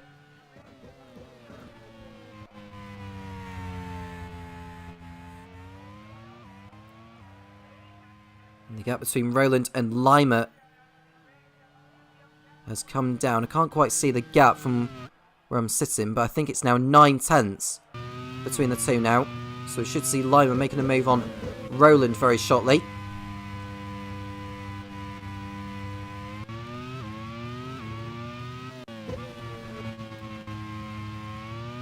Right on board. This is Kamiya Sato in 3rd place, ahead of Rossi and Calderon.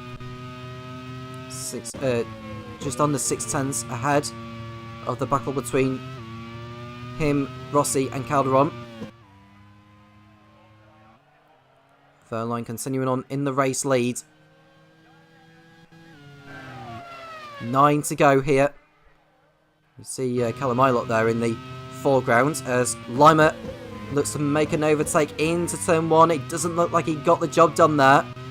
And he'll have to hold back a little bit and wait for another opportunity to get through on Roland.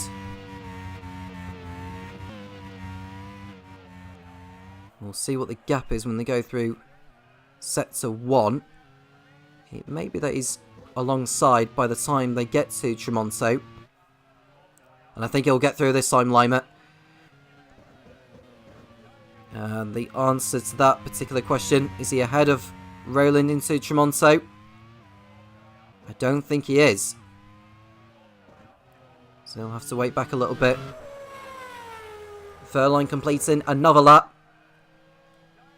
8 to go for him. 8 laps away from his second Grand Prix World Series win and doing it in a row as well. Helio Castroneves won his first 2 races consecutively, as did Timo Glock in Season 1.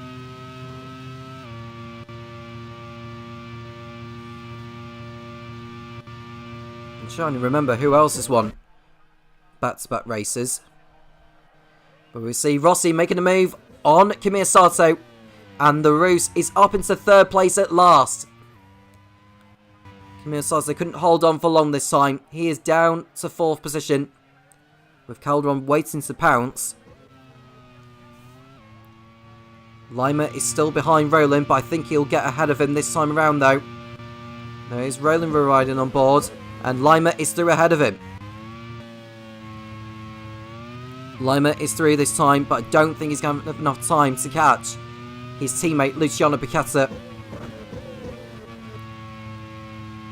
The gap between the two is less than 12 seconds. Or around about 12 seconds anyway.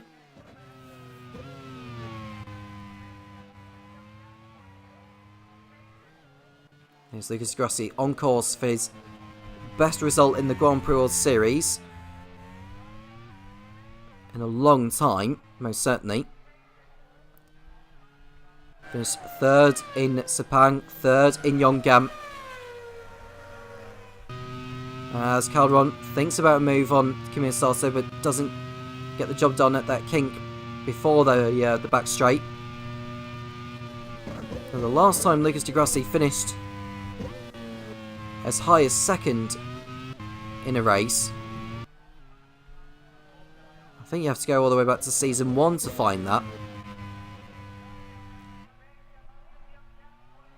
We'll have a look a little bit later, but he's never won in the Grand Prix World Series as Lucas Di Grassi. Goodness knows what could happen in these final remaining laps. The gap between Piccata and Lima, as we look to see what the gap is when Lima goes through the next sector, as Tixon gets through on Nation up to 14th place now. Tixon's racecraft is coming alive in this race, not giving up by any means, is the Brit, driving in his 4th Grand Prix World Series race. And the gap between Piccata and Lima is 11 seconds. Lima's not really getting the gap down quick enough, in all honesty, so it looks like 8th place is going to be what it is for him.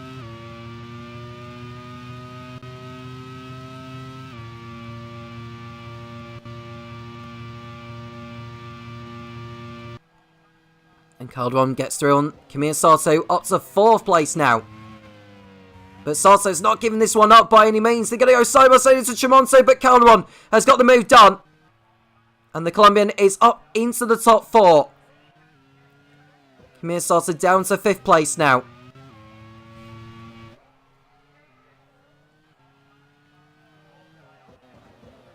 Lucas Di Grassi's keeping in touch with Verline in case Verline makes a mistake.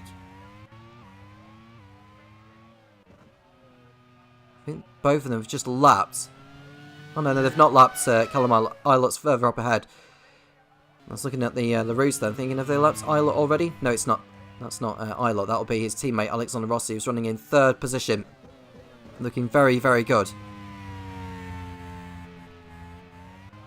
And Lucas Di Grassi, who is under pressure to perform. and to keep his drive within sack speed, but I think after today's showing, he'll be in the car for a few more races at least. 5 laps remaining here in Misano in this League 2 race. Verline on course for 2 in a row in the Fonmetal, who are on course for their 4th win in the last 5 races, their 3rd in a row.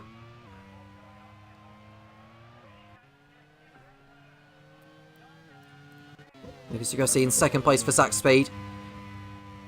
And it's Alexander Rossi 3rd, Tatiana Calderon in 4th, Camilla Sarto 5th, Sergio Sette Camera 6th, Luciano Piquetta 7th, Fabio Lima, who's 10 seconds behind his teammate, in 8th, Oliver Rowland in 9th for sack speed, and Mike Conway in the final points paying position for Real in 10th.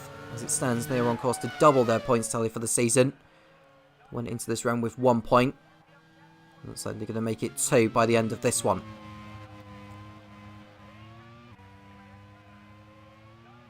And Dan Titson's just closing in on Teo Porcher.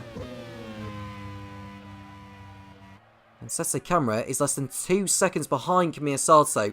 So could well see a fight between those particular drivers before this race is over. Lucas Di Grassi in 2nd place, he goes through Tremonto. Rossi is over 4 seconds behind him in 3rd. Calderon is 1.1 seconds behind the American in 4th place. Then it's Camilla Sarto, who's 2 seconds clear of Sergio Sette Camera. Then it's Luciano Piquetta and Fabio Lima in 7th and 8th. Verline's almost coming up behind the LaRousse of Callum Ilott. Ilott's had a lonely race again in the LaRousse. And question marks could be raised about his future within the LaRousse squad.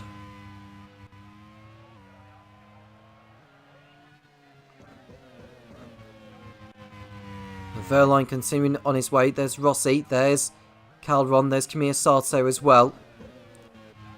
Sette Camera's not really closing down the gap on Sarto, so I think the positions in the top 6, subject to any retirements at this stage now, or any mechanical gremlins, or anyone making any mistakes.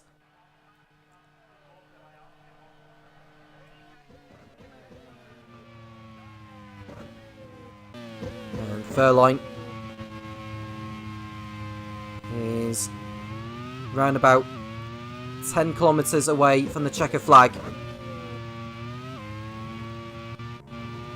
Phenomenal victory, and keeping the Fonmetal squad in the lead of the team's championship, with Pacific and Dome dropping further back in the points battle. Who would have thought of Fonmetal being in the position that they are after the troubles they had last season? There's Dan Titson up the inside of Porcher, and another position gain for the Brit. 13th position is his. Has he got enough time to catch Simona Di Silvestro though? I would say no, but never say never.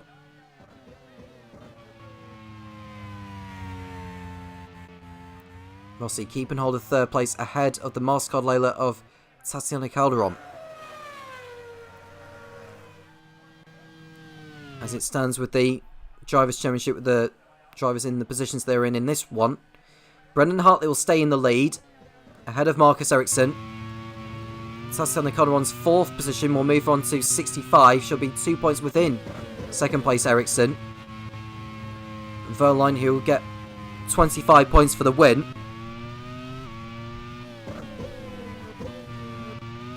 Looks though he's going to be moving on to 63, so it's very much a tight squabble as Verline locks up and keeps the car pointing the right way on the racetrack, as he's got just over a lap to go before the finish.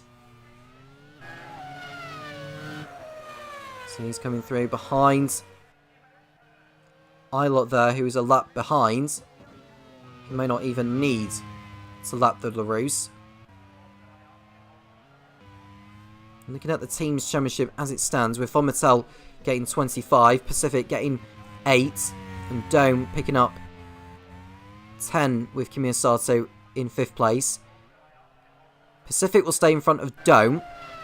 Mastercard Lola, we're getting 12 points, and the points for Mick Schumacher we're getting pole and fastest lap. They'll move on to 83 points. I think they'll still be just behind. They'll be level on points with Dome, I think. And I think with Saxby getting a good haul of points with Degrassi and Roland, they could well be very close in the race for promotion. But here's Pascal Wehrlein, who's very close to the checkered flag now. Coming up behind Callum Ilott to lap. It hadn't been easy for him. He had to fight for this one. Once again. And with his teammate out, it became a rather smoother race. He had to fight it out with Lucas Degrassi to make sure he got the job done. And he's done it here. Pascal Wehrlein wins the League 2 Misano Grand Prix, his 2nd race win in a row, and closes down the gap in the Drivers' Championship and cements Von Mattel's position further in the Teams' Championship for promotion to League 1. Lucas Degrassi from 11th on the grid comes home in 2nd place.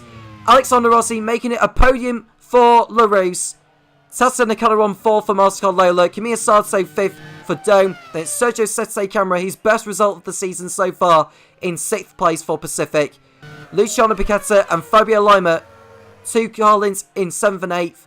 Oliver Rowland 9th, and a point for Real. Their first point in 6 races. Mike Conway comes in 10th place ahead of Takuma Sato.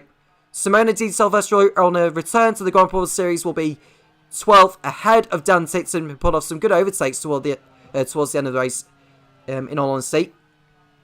Then it's Porsche, Metnish, Dennis and Lotterer, who had off days today. Andrea Moda have had a day to forget, but both cars bring in some points. And we see Callum Ilott will bring the last car home in 18th position. 18 making it to the end of today's race. But victory belongs once again to Von Mattel and to Pascal Wehrlein here in Misano.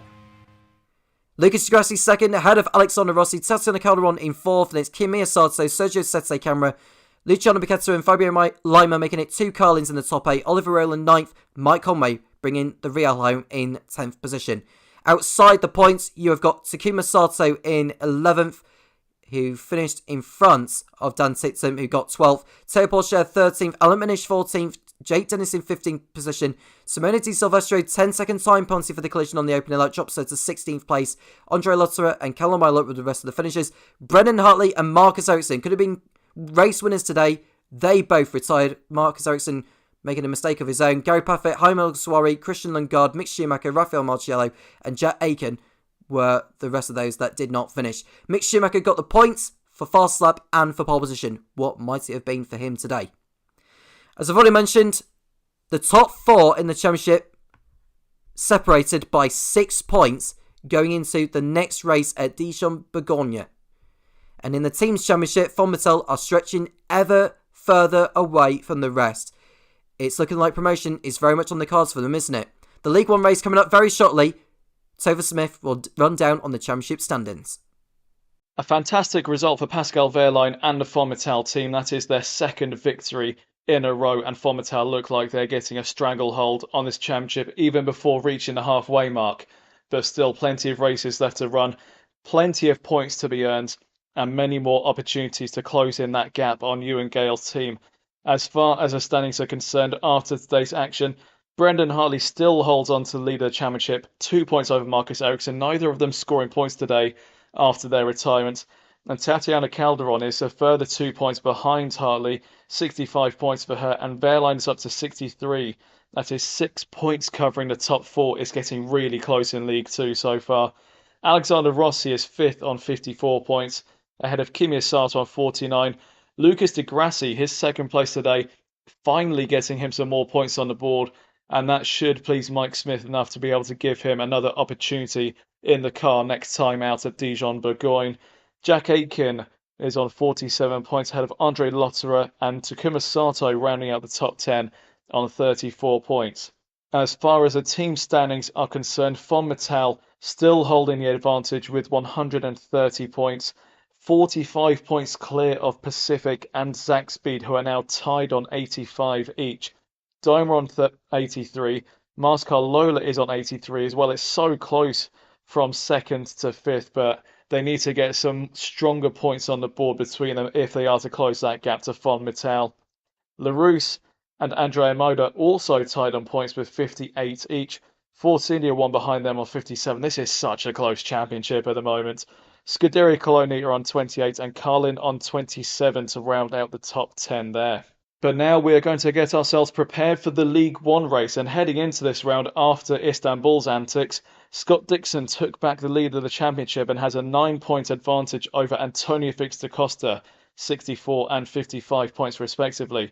Will Power third on 54 points. He's right in the mix for this title fight as well, as is Sebastian Buemi in the other Leighton House on 52, and Nick de Vries in the second Minardi on 51 points. Roman Grosjean yet to win a race this season, but he's still in contention as well on 50 points. Consistent scoring for the Manor so far this season. Helio Castroneves not racing at the moment, but still holds on to 7th place with 37 points. Paul de Rest is on 34, Danny Juncadella is on 27, and Pato O'Ward on 26. Both of the Arrows still holding on to a top 10 at the moment. And looking at the teams heading into this one, Leighton House holds the advantage with 143 points. Minardi on 114 and Simtek on 85. There's a little bit of a breakaway group forming at the moment, but as I've said already, still plenty of points to play for, with Manor on 72, Super Guri on 58, Arrows on 53, Onyx Grand Prix on 29. They're falling away a little bit as far as the points are concerned, but a strong result for them could see them bring themselves right back into the thick of things. BAR on 21, HRT on 18, and Prost on 12. That is your top 10 heading into Misano. We have 2 driver changes to bring you today for the League One race. At Onyx Grand Prix, Daniel Kvyat has picked up a 2-race ban from the last race at Istanbul Park, having 2 separate incidents which resulted in a 1-race ban each.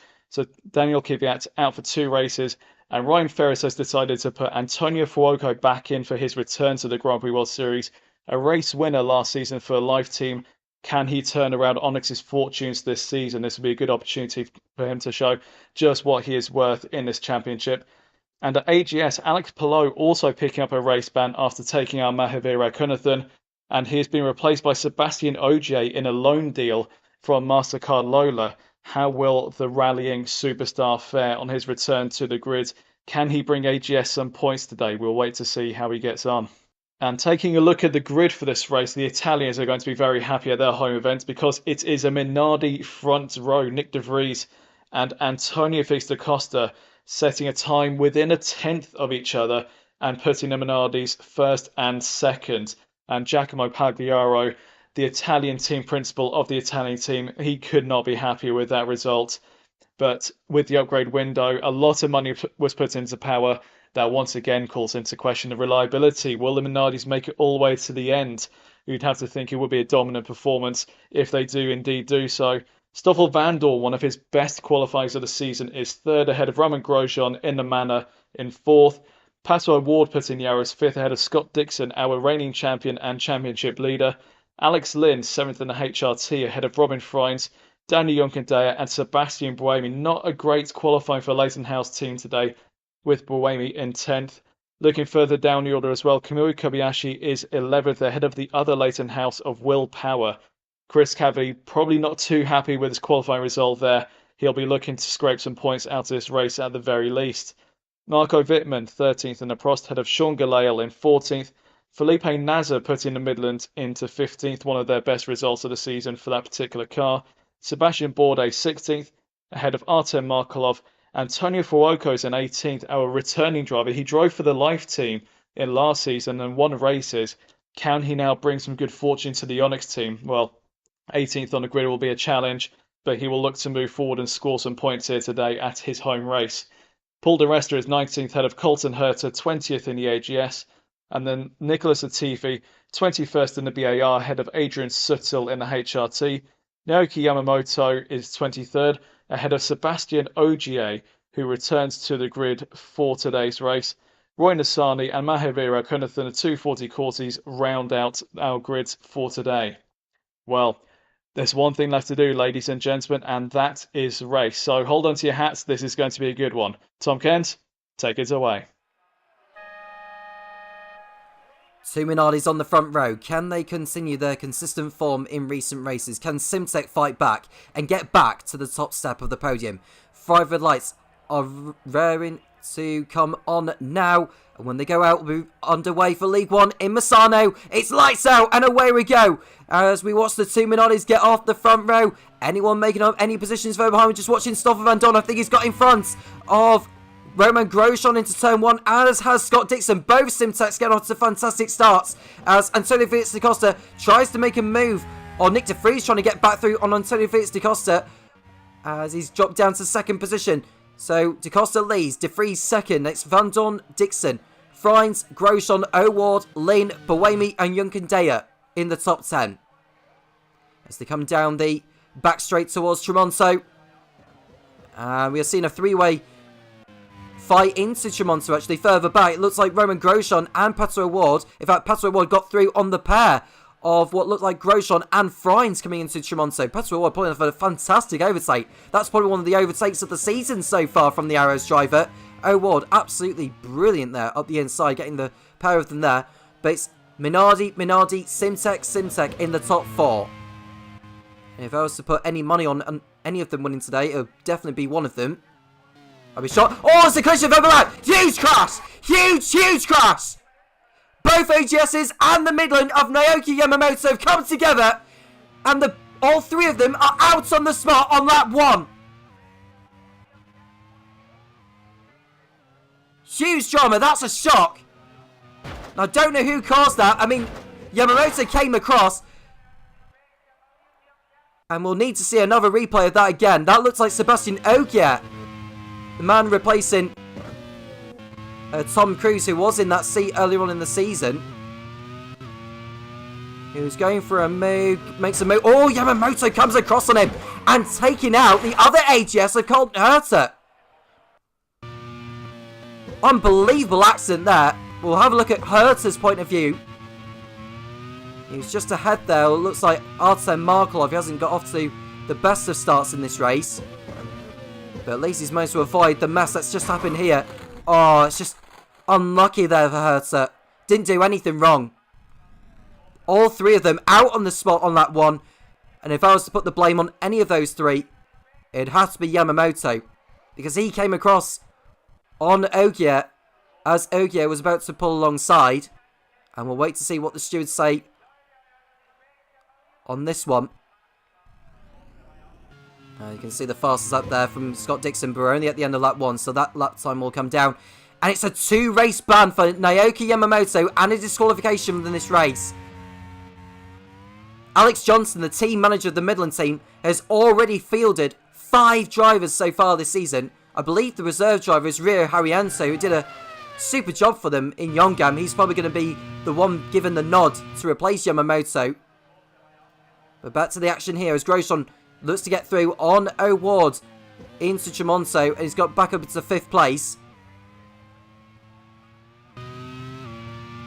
As we run on board with Nick de Vries, who got taken out in the last race by Danny Kvyat in Istanbul. Kvyat is serving a 2-race ban for Ryan Ferris's team in the Onyx, and replacing him for this round, I believe, is Kazuki Nakajima, who is stood in for him, unless it's... No, it's not. It's Antonio Froco, my apologies, who's just started 18th on the grid. He's outside the top 15 at the moment, is Antonio Froco, who raced for the live team in League 2 last season. He did a super job as well. Fingers crossed to see how he gets on for the next couple of races. But it's 2 Minardis and 2 Simtex in the top 4.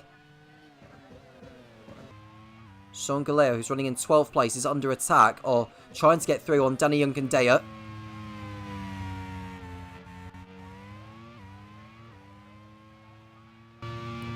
We see Van Dorn closing in on de Vries.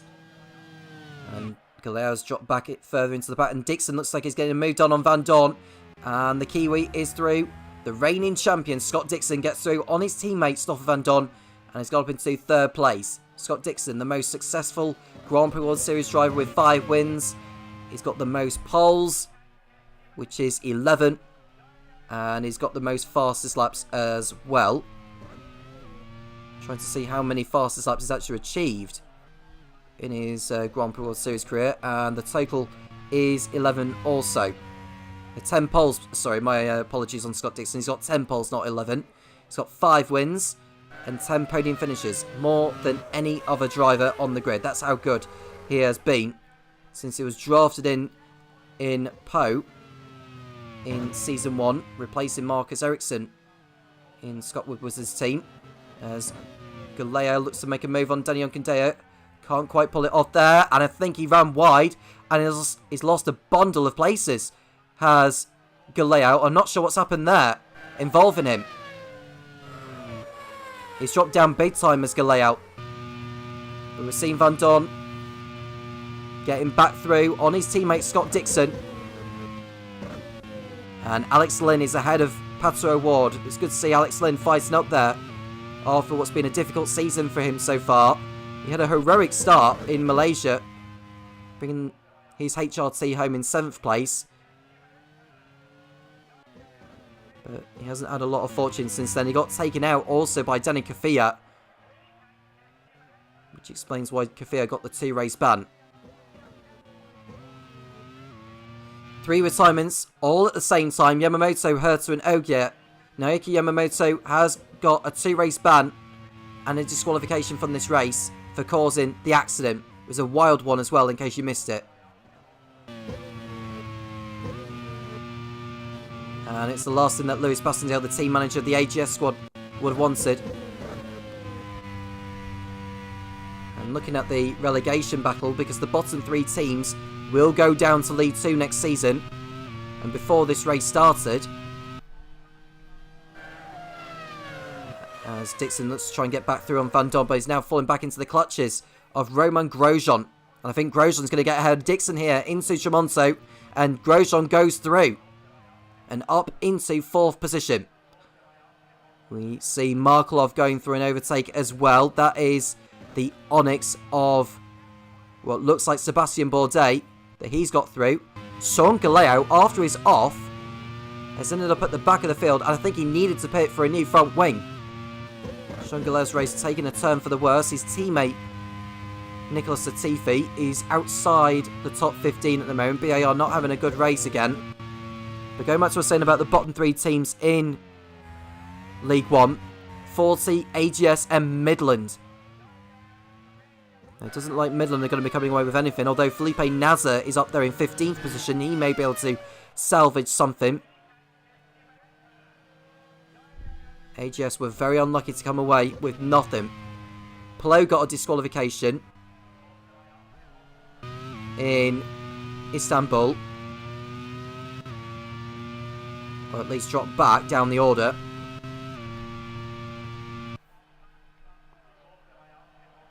And Grosjean going for an overtake again, this time on the other Simtek of Stoffel Van Dorn. And through he goes, up to the podium positions goes the Frenchman. Romain Grosjean doing a fine job in the manor so far. And we are seeing other overtakes down the field. Kobayashi, I think, has dropped back. And there's Galeo, who's carrying a problem in the BAR. Fell to the back earlier on, and it looks like his race is going up in smoke now. He is the 4th retirement of the race. We're on lap 6. He pulls off without causing any more trouble with anyone else. Nicholas Latifi outside the top 15, as I've already mentioned. Galeo out of the race. BAR went into this race on 21 points. They're 8th at the moment, ahead of HRT.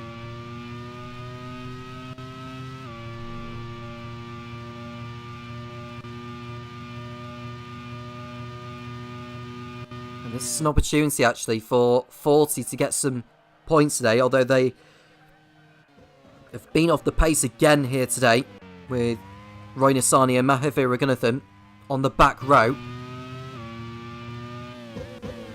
And we're seeing Yunkandeo drop down the order behind Will Power.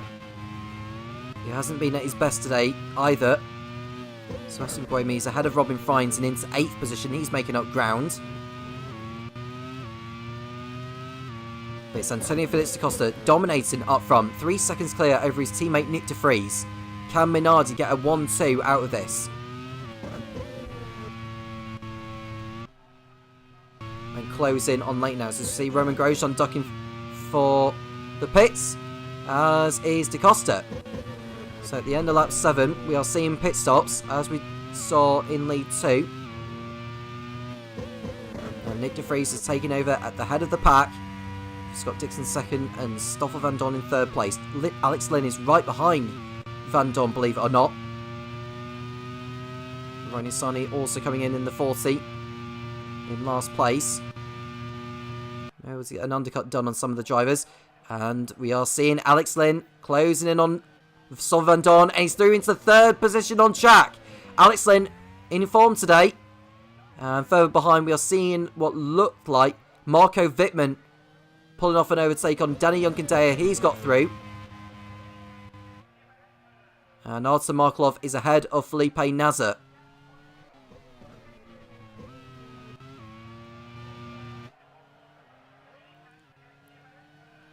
We should be seeing more pit stops at the end of this lap. De Vries' gap over Dixon is 2.4 seconds. And the fact that Lynn has been so quick in the opening stint could well explain that maybe he could be in for a pit stop, and he is. So he's in, as is Van Dorn, I believe, unless I'm mistaken. There was another driver that went for the pits. I couldn't quite tell who that was. It was O'Ward, my apologies. So he's in, and Will Power is in for Leighton House. I'd imagine there's probably more drivers behind who have ducks for the pit lane. Paul di Resta in the Super Aguri. De Vries continuing on. Scott Dixon second and Van Dorn in third place.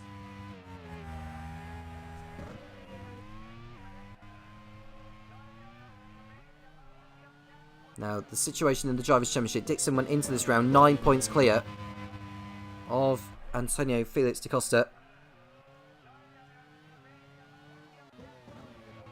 Nick de Vries got the point for pole position earlier on.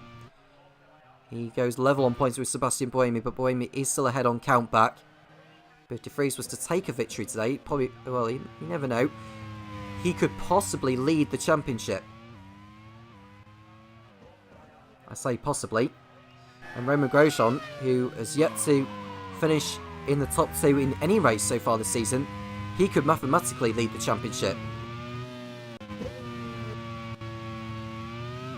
So any one of the top 6 in the Drivers' Championship could lead by the end of today's action.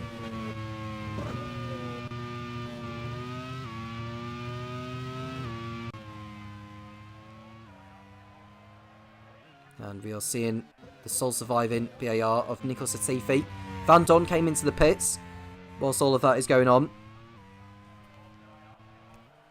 And we see an engine problem that looks like Pato. Is that Pato O'Ward?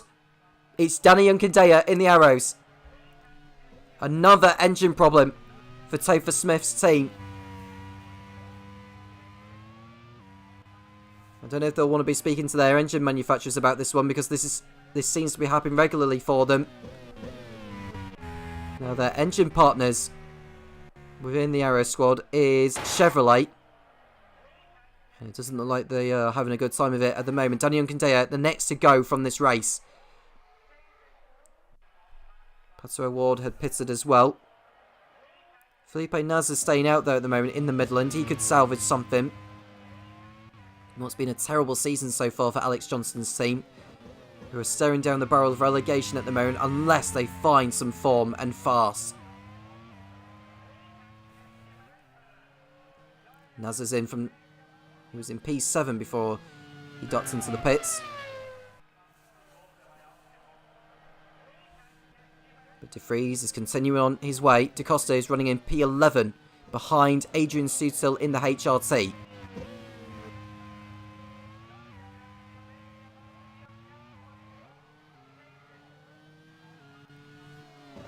And if Minardi can get a good haul of points today, ideally a 1-2, that will close in on Leighton House in the team's championship, as Da Costa gets through on Adrian Sutil at Tremonto, and that is a position gained for the Portuguese.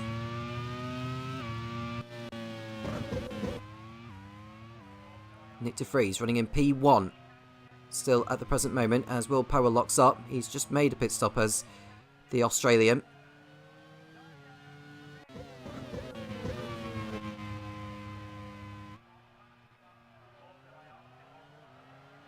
And Dixon pits in. He was in second place before he came into the pits. Robin Fries is also in. As is Marco Wittmann. Kobayashi going up into third place on track now. Sebastian Bourdais is in the Onyx. And we are seeing Grosjean. Sorry, that's not Grosjean, that's Kobayashi behind Sebastian Buemi. Artem Markelov is another 7 seconds back in the Prost.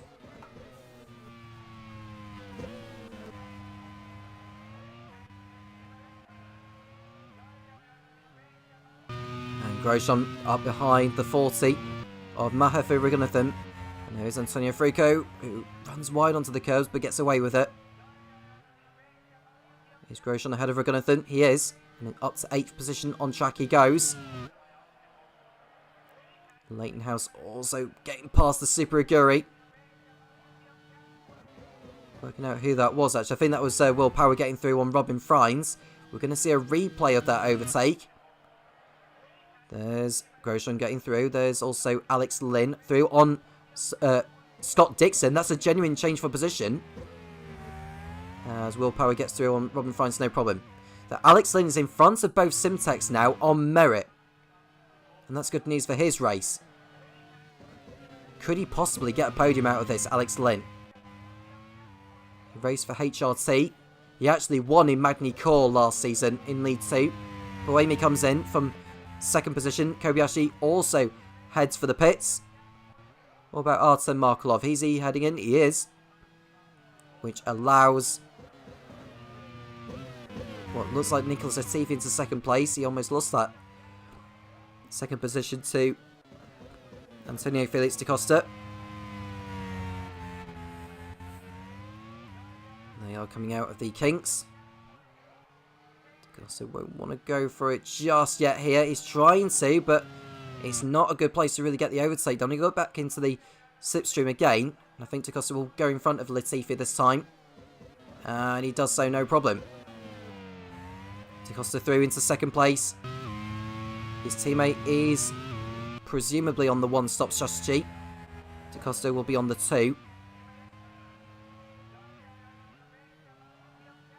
And we've got a big gap, a huge train of cars actually, as Raghunathan gets overtaken by Alex Lynn.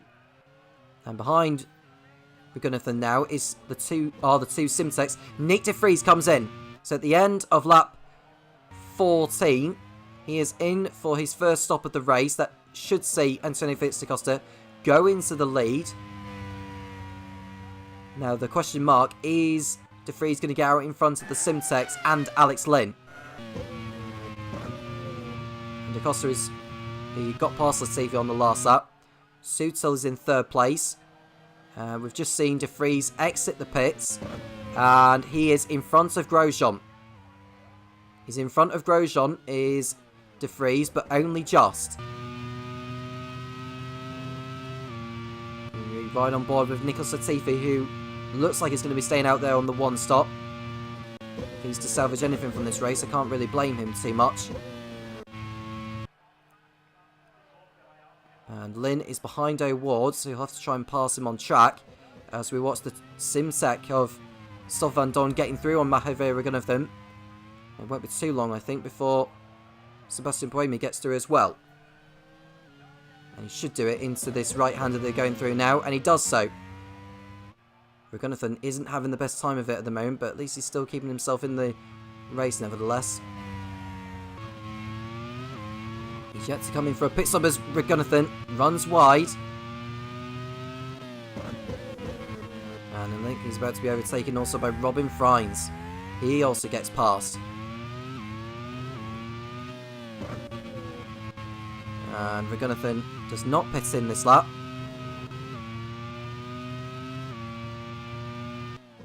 And it looks like Will Power is going to get a move done on Raghunathan into turn 1 and does so. Kobayashi will follow suit in a moment. And there's Adrian Sutil under attack from the manner of Romain Grosjean, who's desperate to get through. He's up into a net third place, really, because Latifi and Sutil have yet to pit.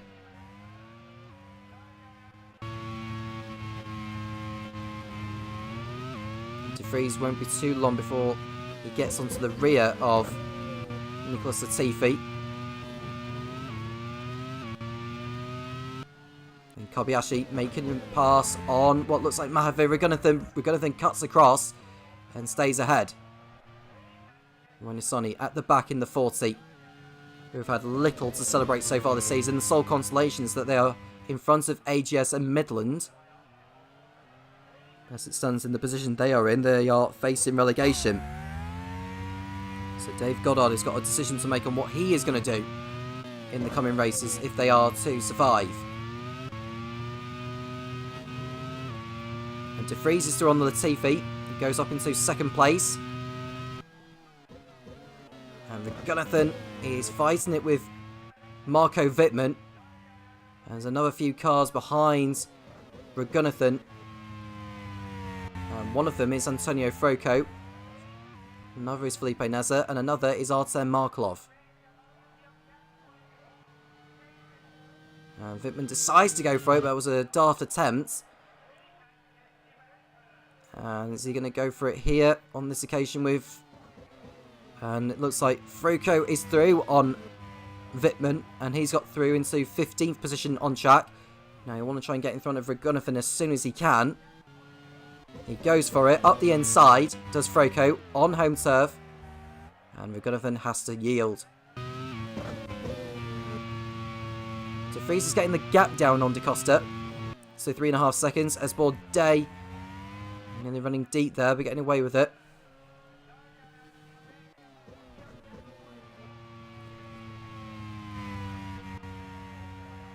I think we should see an overtake from Wittmann on Raghunathan in a moment, as they come around to complete another lap. And Wittmann goes for it into turn 1. Does he get the move done on Raghunathan? He does. Wittmann gets through into 15th position. And Felipe Nasr was unable to take advantage of the open door. And he'll look to try and make a move of his own on the Indian. And there's De Vries closing in on his teammate. The gap is 2.9 seconds. And Nasr looks like he's going to get ahead of Raghunathan now. There's Antonio Froco in 14th place, behind Kamui Kobayashi. Romain Grosjean is only a couple of tenths behind Nicholas Latifi. He'll be desperate to get by.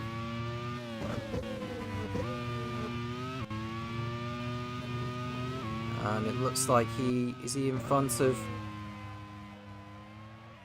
Latifi now? Let's have a look. He's alongside. He's going to go for it into turn 1. And he cannot make the move. Stig! He goes off the circuit, does Grosjean. And spins.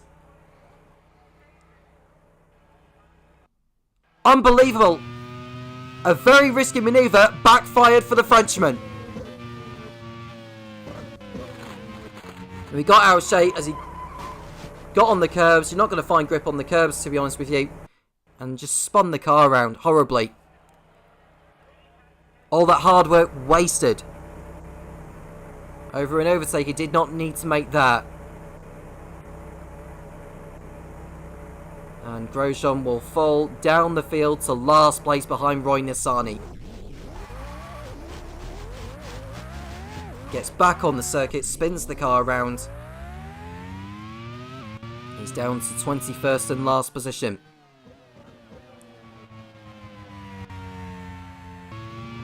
Da Costa, who's now only 2 seconds in front of De Vries.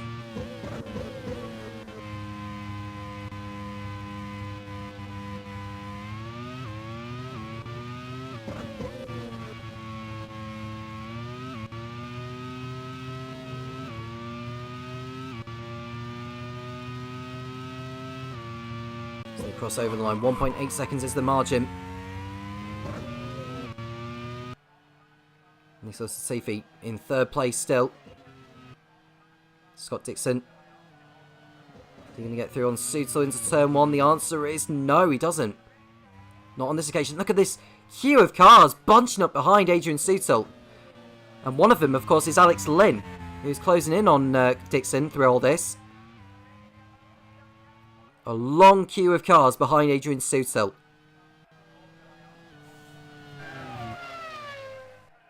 Down the back straight they come. I think Dixon's going to get through on Sutil this time. Buemi is also through on Alex Lynn.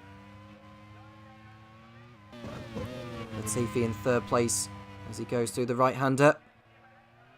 And the gap between DeCosta and De Vries has come down to 1.4 seconds.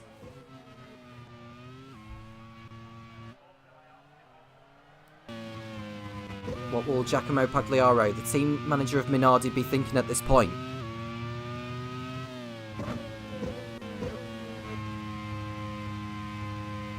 Unbelievable what we're seeing at the moment. And the queue of cars is getting even bigger. From, well, what was Dixon, who's pulling away now actually from all this. Sutil in 5th, all the way back to Kobayashi in 12th. An 8-car queue. We're on lap 20. It's a Minardi 1-2 at the moment. And there's Kobayashi right behind this long queue of cars as Grosjean, who's trying to get back into the action at the moment, in last position. Both manners outside the points. Bourdais gets in front of Nasser, and Nasser is out of the race. Midland's race is over once again before half race distance. And it's a rear suspension failure for the Brazilian. And Alex Johnston is going to have nothing to celebrate again. And they will remain rock bottom of the team's championship with 2 points. Nothing is going right for them this season. Nothing.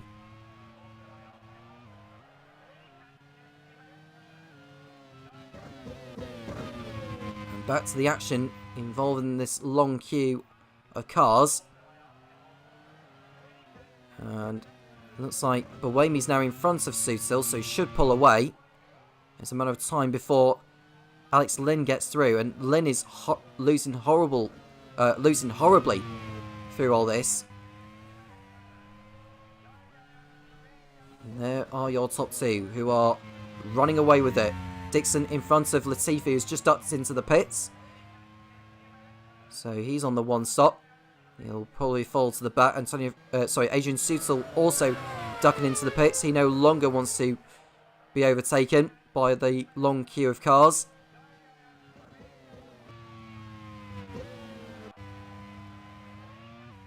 And Raghunathan also diving for pit road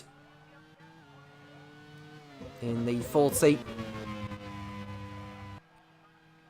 Now we're seeing Robin Fines lining up a move on Alex Lynn into Tremonto, and 5th place goes to him as we saw Kobayashi get past what looked like Patrick Ward in the sole surviving arrows.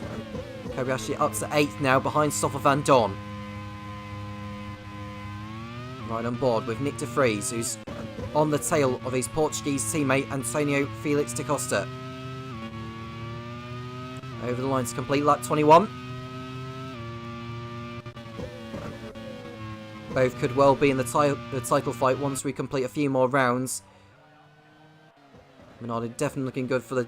Well, I say looking good for the team's championship. Leighton we're quite a distance clear of Minardi, but with the way things are going, Minardi looking very good to get back right in the team's fight, as well as the drivers' championship fight. But I think we're going to see de Vries take over the lead here. He's right into the slipstream of his teammate on the back straight. And on the inside, into Tremonto. Nick de Vries takes the lead of the Misano Grand Prix in League 1.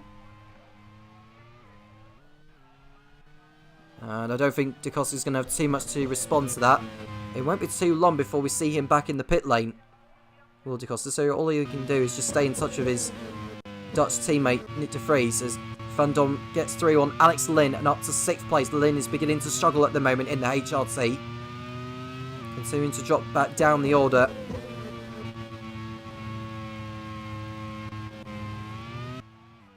And de Vries is coming round now as Da Costa continues to keep up with him. Doesn't dive for the pit lane.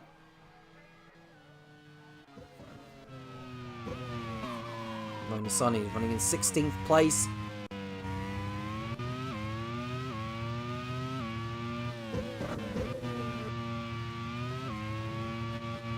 Adrian Sutil down to 19th position after his pit stop.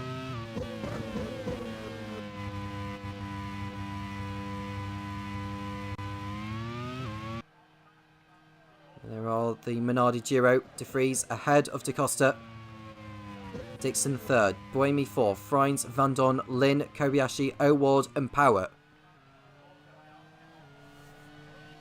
Now looking at where they were on the grid in comparison to now. De Vries is in the same position as before, as is Da Costa. Van Don is down 3. Grosjean is at the back. He is down... He's down something like 14 or something like that, or 13 rather. O'Ward is down 4. Dixon is up 3. Lynn is in the same position as where he was on the grid. Freins is up 3. Junkendaya is out of the race, and Buemi is up 6 from his grid position. Kobayashi is up 3 places from his starting point as well. Will Power is up 2. As we see a pit stop happening, I think it's over at Super Aguri. Robin Freins is headed for the pit lane.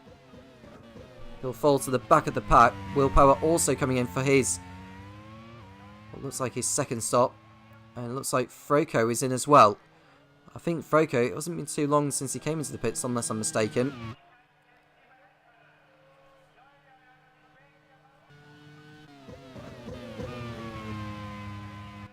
As we see Nick De Vries continuing on in the lead. I don't think it'll be too long before Da Costa heads for the pit lane.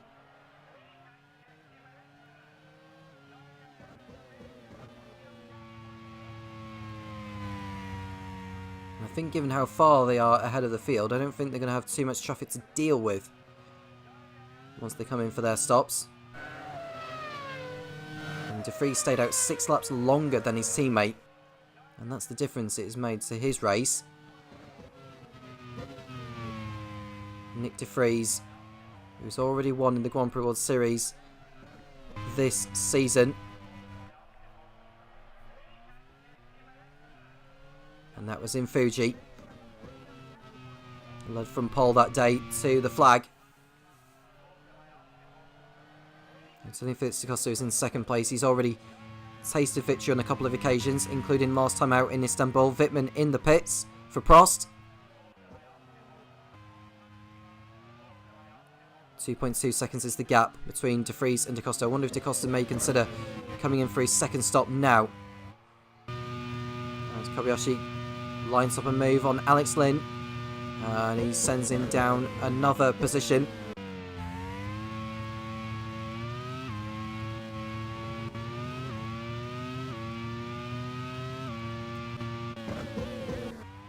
De Vries continuing on. O'Ward in 8th behind Lynn. Destined to get an overtake done on him very, very soon. And Da Costa is in for his second stop at the end of lap 25. De Vries continuing on in the race lead. Where will Da Costa filter back out? This is important because he'll probably want to get out in front of Markelov. And that's going to be very hard for him to do. Buemi comes into the pits. As is Van Don, as is Kobayashi, as is O'Ward. This is a very busy pit lane at the moment. And Da Costa's back out in front of Bourdais because Markelov has also ducked into the pits. So not too much traffic actually for Da Costa, although it was a busy pit lane when he was in. But I think he completed his stop long before those behind him entered the pit lane. And we can see Will Power, as we see drivers coming out of the pit lane there. And I think Power had to move back onto the racing line to avoid contact with them.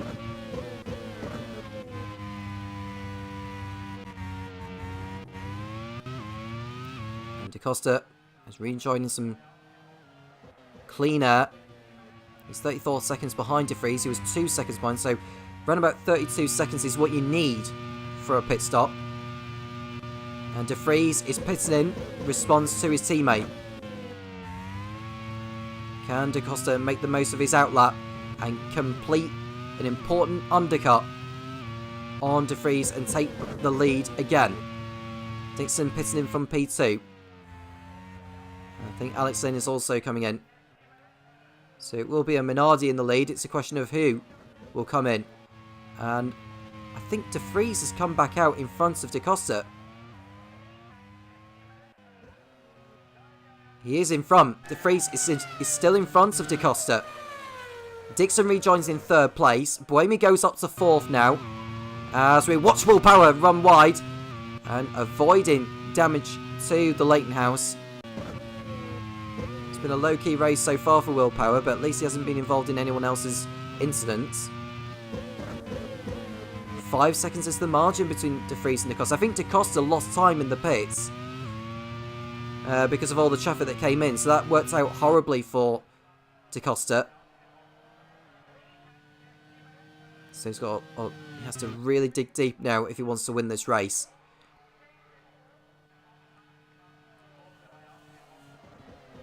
As we see Antonio Fruco getting through on Marco Wittmann for 13th position.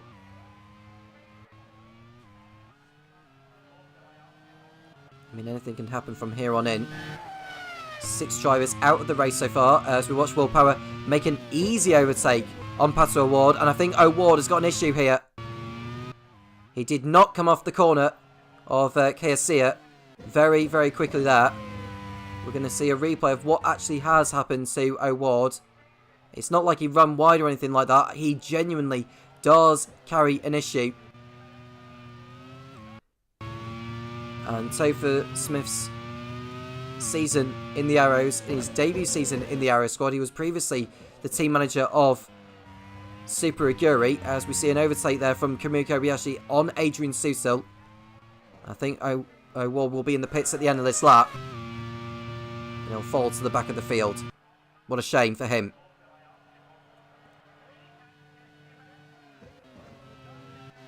And I'm just looking at the manner there very closely. Is Kobayashi's front wing intact there? I'm looking very closely. No, it's not. On the right-hand side of Kobayashi's front wing is damaged. Unbelievable. So Mana's race has taken a turn for the worse as well. Grosjean at the back after his mistake. And Kobayashi has damaged his front wing. And he's about to be swamped by the whole pack here. Not good for Sam Hall's team.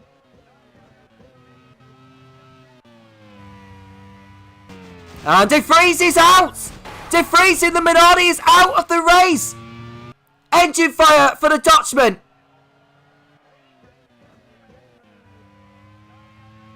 Shortly after his stop as well.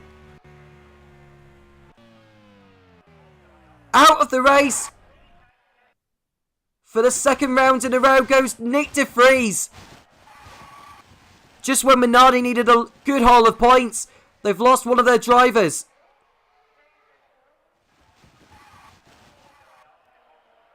Unbelievable out there for team manager Giacomo Pagliaro. At least Antonio Felix da Costa is in the race lead. But can he get to the end? So he goes. So Dixon goes up to 2nd place now in the Simtech. Sebastian Buemi's 3rd. Stoffel Van Dorn is 4th. And it's Nicholas Latifi who's on the 1-stop is in 5th. Alex Lynn trying to get through on Robin Freins for 6th position but can't make it stick. Will Power is 8th in the Leighton House. And it's Adrian Sutil 9th. And Antonio Fruco on his Grand Prix World Series return in 10th position. Kobayashi pitting in for a new front wing. His race is more or less done, to be honest with you, unless we're seeing a colossal of retirements from here on in between now and the checkered flag. Lynn through on Freins for 6th position, nearly making contact with Nicholas Latifi. Runs in a bit too deep, but he's got the move done on Freins. And that could have ended in disaster there for Lynn, but he got the move done nevertheless. Here's Dixon in 2nd place. He'll be happy with this, will Dixon? And looking at the championship standings, if it was to remain as it is, with Da Costa getting potentially the point for fastest lap and for the race win, the 25 for the race win, 1 point for the fastest lap, and Dixon finishing second, the gap will come down to, I believe, 1 point. Sebastian Buemi's in third place. Will go in front of Willpower, but will lose ground in the title race a little bit.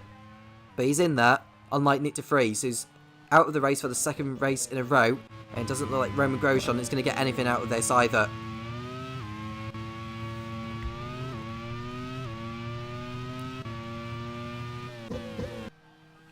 Here's Robin Fines trying to get through on Nicholas Latifi, but cannot do it.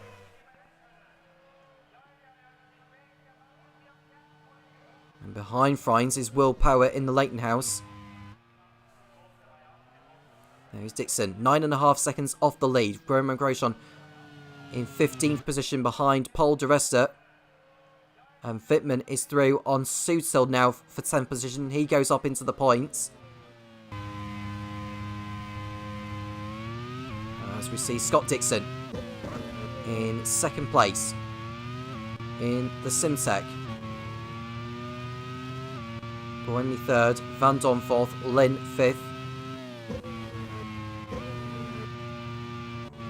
Artem Markov is behind Sutil in P12, Sebastian Bourdais 13th. Got Roman Grosjean, Paul de Resta.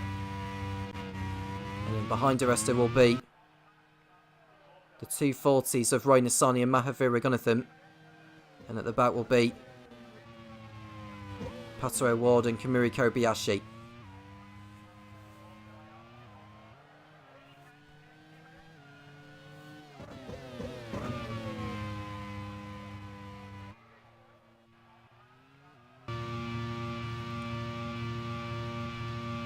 Roman Fines looking to make a move on the TV into Tremonto, and he gets the move completed into the left-hander, and Fines is through into 6th place in the Super Aguri. Latifi down to 7th in the BAR, and it looks like Markov has got the move completed on Adrian Sutil as well. Fitman and Markov are coming alive a little bit more. Prost in need of some results as well, with AGS and Midland not scoring today, and not looking like 40 are going to be scoring either. They can bridge themselves further away from the drop zone if they can get anything from this race with both drivers.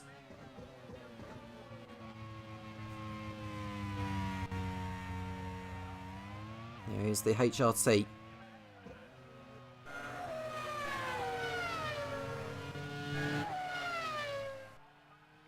The HRT of Adrian Sutil, who's under attack, as Scott Dixon, who's running in second place, 9 seconds off the lead. He'll just be hoping something happens to Da Costa up ahead. It's been a better race for Simtech so far, 2nd and 4th, with Van Dorn in the top 4 placings, as we watch O'Ward get through on Mahavir Raghunathan and puts his arrows up into 17th position.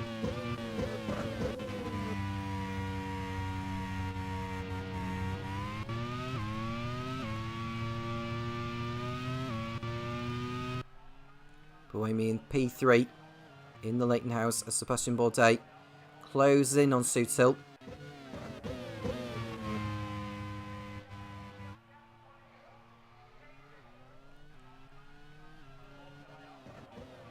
Froko will be the next driver coming up behind Latifi. Willpower is ahead of the Canadian now.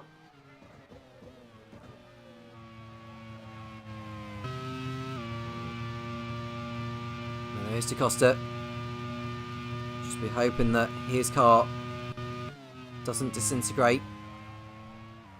Any part of his car disintegrates him.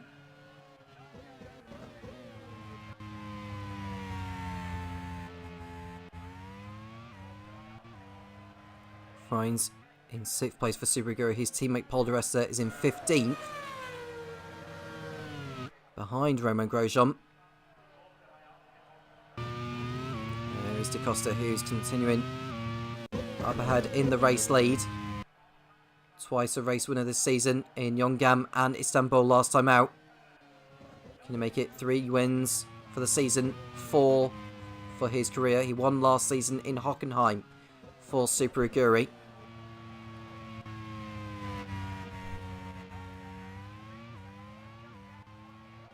Sebastian Buemi doing a fine job again He retired from the last race in Istanbul due to mechanical problems. But seems to be going fine here today. His teammate Will Power is in 7th place behind Robin Friends and closing in on him.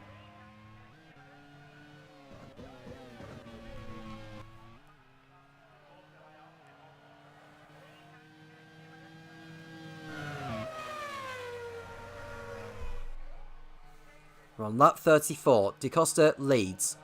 Dixon second. It's Buemi, Van Don, Lynn, Friends, Power, Latifi, Froko and Wittmann. We lost.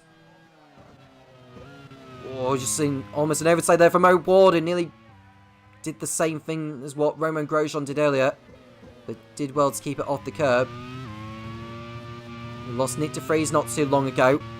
We also had a massive crash involving the two AGS cars of Colton Herter and Sebastian Ogier, but the driver that did cause it that also retired on the spot, the Midland of Naoki Yamamoto, he's received a 2-race ban and a disqualification from this race. So not only will be out of Dijon Bourgogne, but also out of Brands Hatch as well. And we'll probably expect to see Rio Haryanto standing in for him for the next race, or the next couple of races.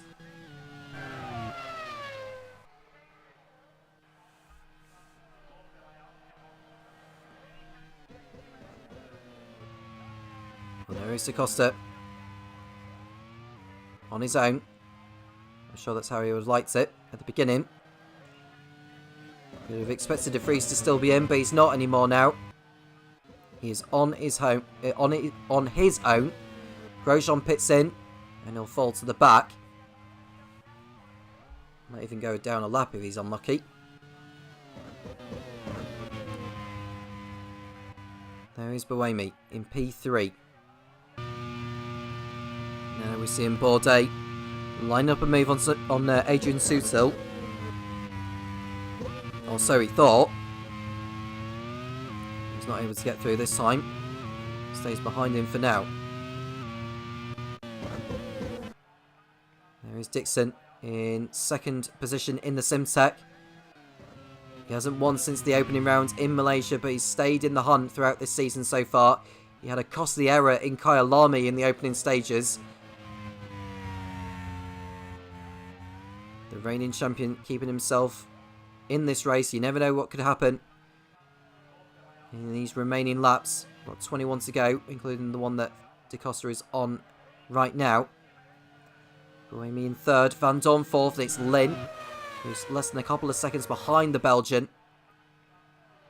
Robin Friends in 6th place for Super Aguri, doing a reasonable job so far in this race.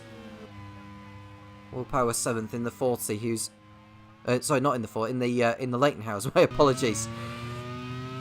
Nicholas Latifi's less than 3 seconds ahead, or run about 3 seconds in front of Antonio Froko, with Marco Wittmann not too far behind. And now Bourdais is finally getting through on Adrian Sutil for 12th place. Onyx is through. Sutil down another position.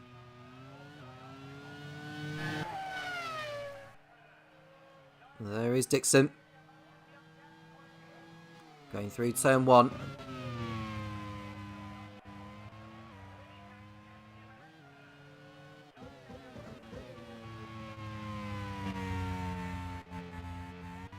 We've got the mid-season test coming up after the Dijon Bourgogne round, which is the round after this one. A chance for each of the team's test and reserve drivers to get a go in the cars, and the team managers will get information on in terms of the lap times that each of those drivers have done. And after the mid-season test, it wouldn't be a surprise to see quite a number of changes before they go to Brands Hatch in around about 4 weeks from now. Sebastian Buemi in 3rd position in the Leighton House. Leighton House, who have achieved more podium finishes in the Grand Prix World Series, I think, than anyone else. Just want to double check on that. It is. So Leighton House have achieved 20 podium finishes. Simtech have achieved 16, and it's Super Aguri and Arrows with 15 each. BIR have 12, Mana have 11, Life, who are no longer in the Grand Prix World Series, have 10, Minardi have 9, and it's Eurobron and HLT who have 8 podiums each. If Dixon was to finish on the podium today, he'll extend the record. Most podiums by one driver in the Grand Prix World Series. He went into this round with 10. He'll go up to 11. If DaCosta was to finish on the podium, he'll go up to 8. If Bowen was to finish on the podium, he'll go up to 9. So 3 of the most successful drivers in the Grand Prix World Series look as though they're going to be adding to their tallies today in Misano.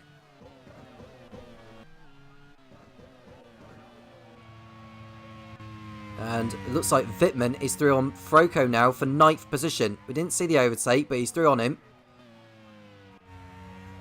As we see Buemi going through the chicane there.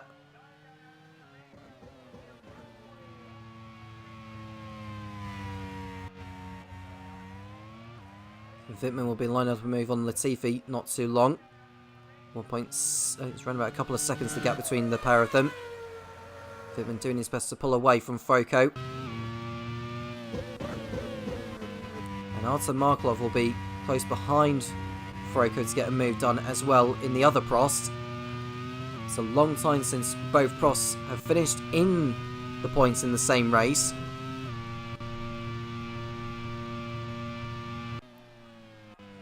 No, the last time that happened for Prost, seeing both cars finish in the points, you have to go all the way back to season 1. You have to go all the way back to Fuji, where Jaime Alguersuari and Pedro de la Rosa came home in 1st and 4th places. It could have been a 1-2 that day as well, and it wasn't to be, but both cars bringing a good haul of points for the Prost team. Why couldn't they wish to have that kind of feat today?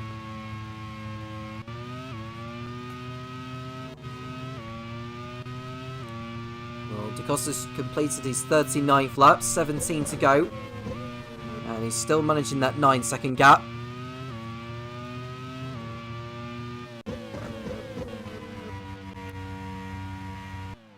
As we see Wittmann lock up there. He's in front of Froko and Markelov. He's not exactly pulling away from Froko at the moment, is Wittmann, so he may be under attack in the next lap or so. He's in 9th place, Froko 10th, Markelov 11th. Latifi up ahead in the BAR. And there's Dixon continuing on in the Simtech. Now, if it's to remain as it is, as far as the Teams Championship is concerned, Leighton Harris won't be overtaken. Minardi will stay in 2nd place, ahead of Simtech. Simtech will pull further away from Mana. And it looks like Super Aguri, who are definitely on course for points, will stay in front of Arrows as well. It looks like it's going to be between 3 teams that are going to win the Teams Championship this season. Could it be Leighton Harris, who won the League 2 title last season, the League 2 Teams Championship, as well as the drivers? Minardi, who have only just survived last season, and Simtech, who have yet to win the Teams Championship. They won the drivers with Scott Dixon, but they lost the Teams Championship to Super Aguri. Simtech will move on to triple figures as it stands. At the moment they are picking up 30 championship points. Minardi picking up 27. So Simtech will close in a little bit. Leighton Harris look as though they're going to get 3rd and 7th. 21 points coming in their way. They'll go on to 164. Minardi will go on to 141. As we see the two Manas go into turn 1 together. And Grosjean avoiding the curve there and avoiding being in the gravel trap again. Simtech as it stands will go on to 115 points. Manor are not going to be scoring at the moment, but they should still do enough to stay in front of Super Aguri in the fight for 4th position. And the bottom 3 teams at the moment is still as they are. Neither of them are going to be scoring points by the looks of it. 40 with both cars at the back, AGS with both cars out of the race, and Midland with both cars out of the race are not going to be scoring. 40 will remain on 6, AGS will remain on 5, and Midland will remain on 2. And Prost, who have got Fitman in the points, will go on to 14 points. If Markov can get into the points, that will push it on to 15. And Wittmann is right behind Latifi now in the battle for 8th position. Here it is. He's up the inside of Latifi, and Markov gets a move done on Froko at the same time. Both Prost drivers moving up positions. And Wittmann, who's on course for 4 championship points now, Markov on course for the 1. And Prost will, at the moment, move on to 17 points, which would close them in on HRT, but Lynn is up there in 5th place, which will move them further away. As it stands, HRT will move in front of BAR. BAR will be down to 9th position. If Markov can get in front of Latifi, then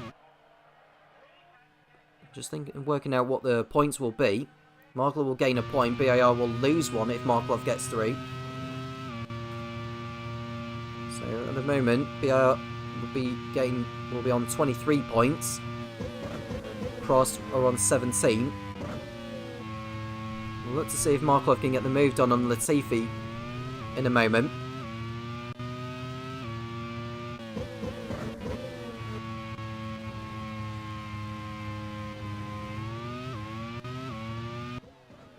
Dixon, 2nd in the Simtech. 9 seconds behind DaCosta. 9 seconds in front of Buemi in 3rd. Van Don and Lin are separated by 0.4 of a second. And I think they're about to do battle in a moment. This could get very interesting as Kobayashi and Grosjean go into battle once more. They're both behind Roy Nissany. And it looks like the Frenchman getting through on the Japanese. Grosjean goes through into 17th place. It's been a race to forget for Sam Holt and the Manor team. Here's Dixon. On course for another podium today. And Grosjean diving up the inside of Roy Nissany. And that's a nice overtake there from the Frenchman. Up to 16th position. I don't think it'll be too long before Kobayashi gets by as well. Well, DaCosta is focusing on the driving as he's coming up to lap. Mahathir Raghunathan, and Nissany loses another place to Kobayashi. It was expected really anyway.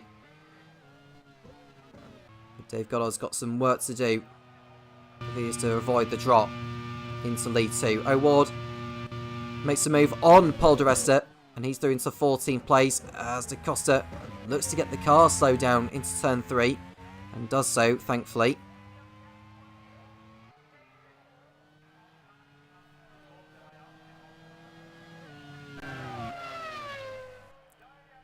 Not long to go now in this race, 12 laps remaining in Misano.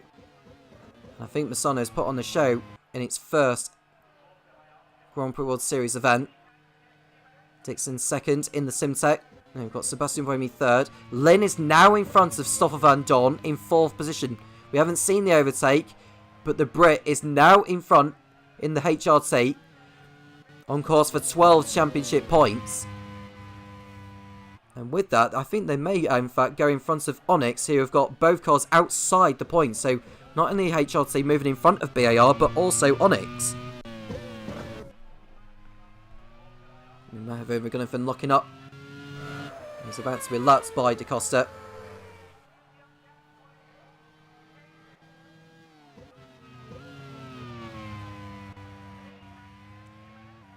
We're on lap 46. Da Costa. And Buemi's out. The Leighton House is out of the race. What's happened to Sebastian Buemi? It looks like he's pulled off with a mechanical problem. We'll look to see what it is. Is it a puncher or is it a suspension problem? He's pulled off the circuit. I think it's a puncher for Buemi. We'll have a look and see what it says. It's a brake issue, in fact. A brake issue on the Leighton House. So Buemi's third place is no longer his. Or for Leighton House. And up to the podium positions goes Alex Lynn. Hasn't scored since Malaysia at the opening race. And he's on course for a podium for HRT. Van Dorn goes up to 4th position. Freins 5th. Power 6th. Wittmann 7th. Latifi 8th. Markelov, who's just behind Latifi, is in 9th. And in 10th position is Antonio Froco for Onyx.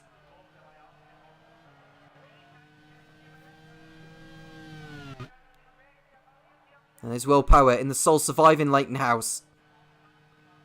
And Buemi's retirement is good news for Minardi. Now the gap between those two teams was 29 points. Da Costa on course for 27. Power, as it stands, on course for only 8. The gap will come down. What was a 29-point gap will be down to just 10 points. Unless anything more happens between now and the checker flag. And there's Ragunathan holding up Da Costa. And this is not doing Ragunathan any favours, really. And Da Costa had to fight his way through that. And giving Ragunathan a little bit of a fistful for holding him up more than he should have been.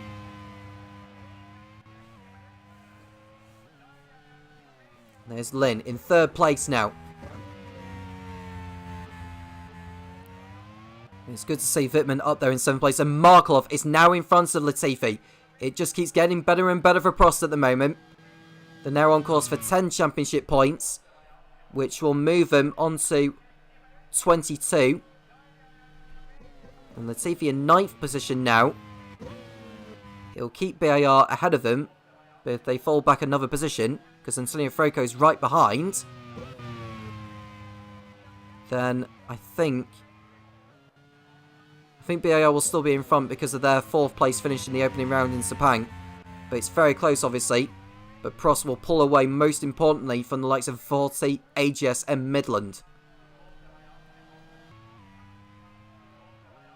And there's an engine problem. And I think that'll be one of the Fortes, and it's Rainer Sani this time. So his engine has gone up in smoke in the closing stages of this race. Now, he will not want to be holding Da Costa up. This is the last thing that Da Costa would have wanted, but he's pulling off the track in a moment now anyway. Da Costa goes through. His teammate Mahavir Ragunathan will go through. Nissani retires yet again in the 40.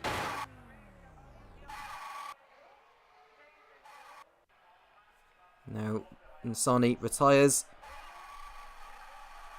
And that is only the 2nd retirement of the season for Nissani.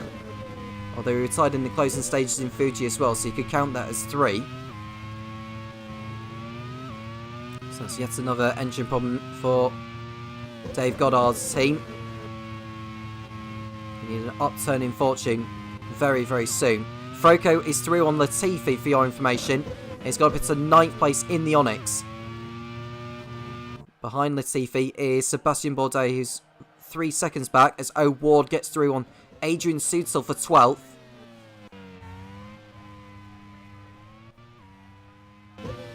There's Lynn in 3rd place in front of Stoffel van Don. The gap is 1 second between the pair. Lynn is 15 seconds behind Dixon, but he won't be fussed about Dixon at the moment. His focus is keeping Stoffel van Don behind him.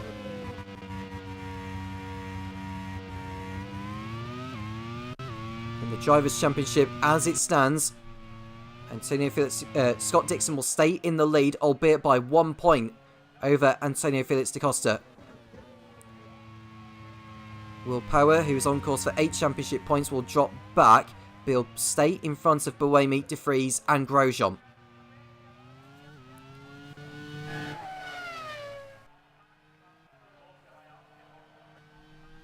And Van Dorn, who has had a much better day today. 3 races without a point.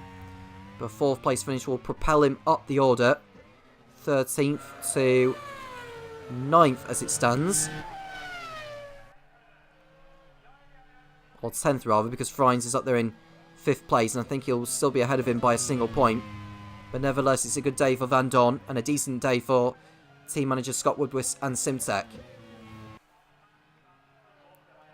Alex Lynn in P3.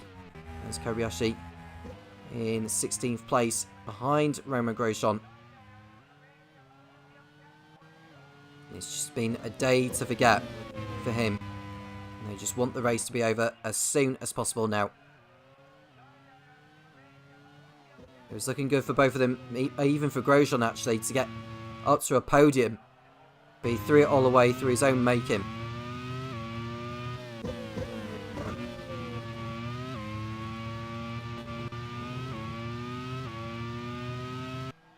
And there's Grosjean trying to get through on Paul di Resta.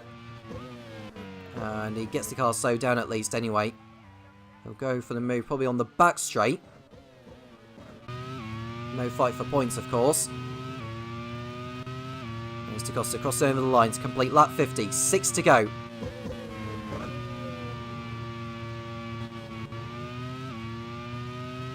And it looks like he's going to be making it 2 wins in a row. 3 for the season. And there's Grosjean getting past Paul di Resta up to 14th place. There's no way he's going to get back into the points from here. There's Grosjean. And there is Da Costa. And Dixon will be coming up behind Raghunathan in a moment.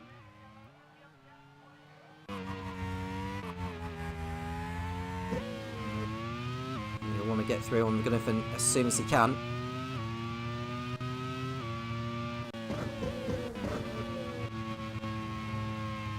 So coming out of Kayasia.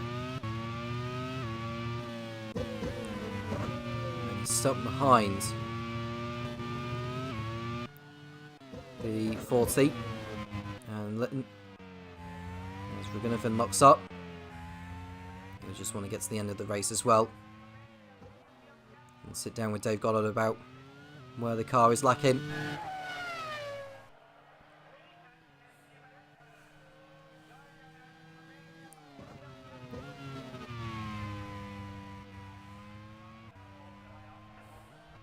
There's Dixon in 2nd place. And that's Da Costa! I do not believe it!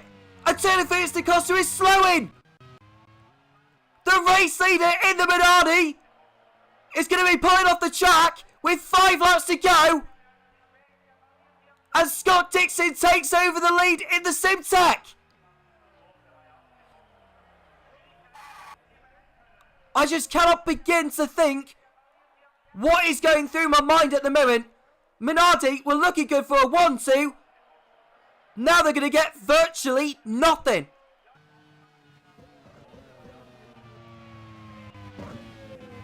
Antonio Felix Da Costa out of the race.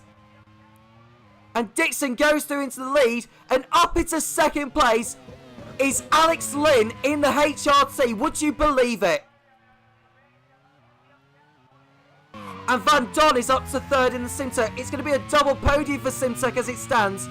But what must Minardi team manager Giacomo Pagliaro be thinking right now? It was all there. It was looking very, very good. And it's just disappeared horribly right in front of him.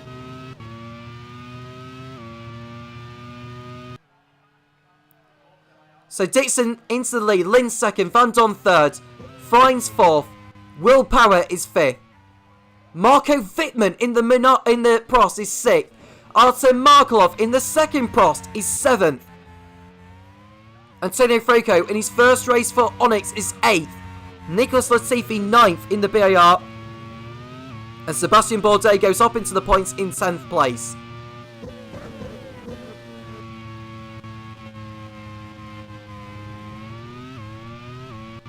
What a day this is going to be for Simtek.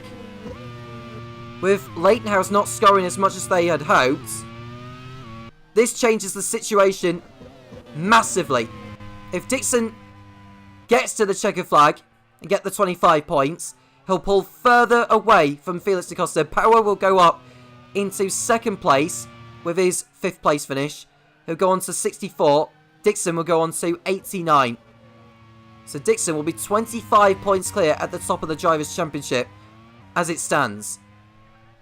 In the Teams' Championship, well, Simtek couldn't have dreamt of this, in all honesty.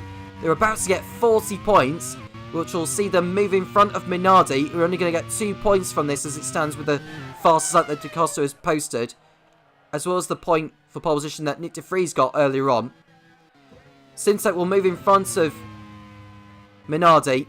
They'll go on to 125 points. Minardi will drop down to 3rd on 116.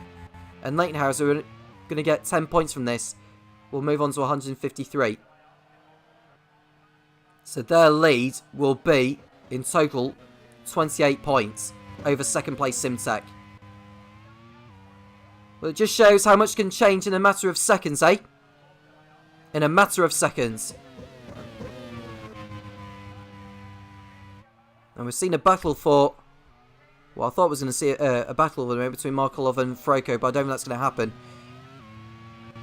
It looks sewn up between now and the checker flag unless anything more happens from here on in. 2 laps to go for the race leader, Scott Dixon, on course for his 6th Grand Prix World Series victory. HRT are going to celebrate their first podium in League One with Alex Lynn. And what a job Topher Van Don has done today as well. Robin Fines hasn't done too bad either in the Super Aguri. And looking at where Robin Fines has started, he started 8th on the grid, he's up to 4th place. He's done a terrific job in this race.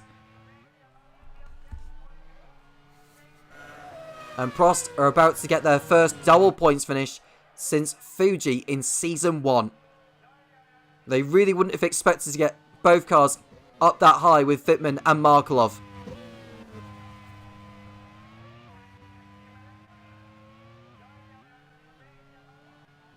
But Dixon is round about 5 kilometres away now from the checker flag. And Simtek will be celebrating a double podium. A double podium. I don't even think they achieved that in Season 2. I'm just going to quickly have a look to see if they actually have done that. No, they haven't. They never achieved a double podium last season. And they won't have picked up a double podium in Season 1 either, I don't believe. But they're about to achieve a first. A double podium in the Grand Prix World Series. As we look at Nicholas Latifi, who looks good for 9th place for BAR. And we're on the final lap of the race now. Scott Dixon on his way to his 2nd win of the season. And pull quite a distance away from the rest. He's about halfway round the lap now. Through Kayasia. He's got the last sector to get through now. What a result for Scott Woodwis. He'll be celebrating long into the night with this result. And what a result for John Munro for HRT with Alex Lynn in 2nd place. Dixon round in the last few corners now. He's got one more corner to get through. Scott Dixon in the Simtek is going to return to the top step. He wins the League One Misano Grand Prix. Simtek are back on top. They got lucky. But it's the kind of luck you need if you're going to win this championship. Alex Lynn. Punch in the air in delight. 2nd place for him and for HRT. Topher Van Don 3rd in the 2nd Simtek. It's a double podium for them. It's their first in the Grand Prix World Series as well. Robin Fines 4th for Super Aguri. Michael Gillespie will be happy with that. Will Power picking up some good points nevertheless for Leightonhouse. But what a result for Prost! Marco Wittmann and Artem Markelov in 6th and 7th places. That's going to be very handy. That could be crucial at the end of the season to avoid relegation. Antonio Frico in his first race for Onyx in 8th. Nicholas Latifi 9th. And Pato Award snatching the last point from Sebastian Bourdais for Arrow, so at least they get something from this race. Sebastian Bourdais 11th, Romain Grosjean 12th, Adrian Sutil, Paul Di Resta, Kamui Kobayashi in 15th place. But there is Scott Dixon, your race winner in Misano. Congratulations to him. Alex Lane 2nd, ahead of Stoffel Van Dorn, Robin Fines in 4th, Will Power 5th, 2 Prost in the top 7 with Marco Wittmann and Artem Markelov, Antonio Franco 8th for Onyx, Nicholas Latifi and Pato Ward running out the point scorers. In 11th place is Sebastian Bourdais, just missing out on the points. In 12th, Romain Grosjean, Adrian Sutil 13th, Paul Di Resta, Kamui Kobayashi, Matt Verstappen from the rest of the finishers. Antonio Felix da Costa is classified, so at least he gets something with the pole position, with the fast lap point. Ryan Nissany, Sebastian Buemi, Nick De Vries, and looking at the other retirees, Felipe Nasser, Danny Yonkandaya, Sean Galeo, Colton Hurton, Sebastian Ogier, Naoki Yamamoto, who caused that incident, will be serving a 2-race ban and is disqualified from the race. The pole position point went to Nick De Vries, and Antonio Felix da Costa got the point for the fastest lap. But they had hoped for much, much more than that. Minardi's loss is Simtek's gain. And what a day for Scott Dixon, who bridges himself further clear in the Drivers' Championship. What a day, what a first outing in Misano for the drivers. And I'll leave Topher Smith to run down on the championship standings because I can imagine it's changed quite drastically. Well, what drama we have had for you today. 2 fantastic races at Misano in Italy. And a lot going on there, a lot to digest. We had that massive crash at the start of the race involving both of the AGS drivers and the Midland of Naoki Yamamoto, who now carries a race ban for next time out at Dijon-Bourgogne. And we had both of the Minardis retiring from this race. Nick De Vries a bit earlier on, and Antonio Felix da Costa out of the race lead. Only a handful of laps on the end. That must be absolute pain for Giacomo Pagliaro and the team. But what has that done to the standings? Well, Scott Dixon, with that victory, holds on to the lead and moves up to 89 points ahead of Will Power, who moves into second on 64. Dixon now building up a bit of a gap and is an entire race win ahead of his nearest rival. Antonio Felix da Costa drops to third on 56. Buemi is fourth on 52. The same number of points as Nick De Vries and the Minardi, so still very close between those two. Romain Grosjean is sixth in a manner, still on 50 points. His spin earlier on putting pay to any chances of him scoring some points today. Castroneves is still seventh ahead of Stoffel Van Dorn in the Simtek, getting himself some good points here today. Robin Fries and Paul Di Resta round out the top 10 in the Super Aguris, 36 and 34 points respectively for them. In the team standings, Leighton House are on 153, but Simtek has closed the gap with 125. It's going to get a bit closer, I reckon, in the next few races. Minardi, they had a good chance to close the gap as well, but only 2 points for pole position and the fastest lap here today. Manor on 72, Super Aguri on 70, Arrows on 54. They have dropped down behind Super Aguri now. HRT are 7th on 36 points, Onyx Grand Prix on 33, Prost 9th on 26, and BAR down to 10th on 23 points. Well, next time out we will head to Dijon-Bourgogne for the French round of the Grand Prix World Series. That will mark the halfway point of the season once that race is completed, after which there will be a mid-season test that information will be given to you about as we see whether team managers will want to make any further changes to their driver lineups. But for now, we hope that you enjoyed the Misano Grand Prix and we can't wait for you to join us next time. Take care.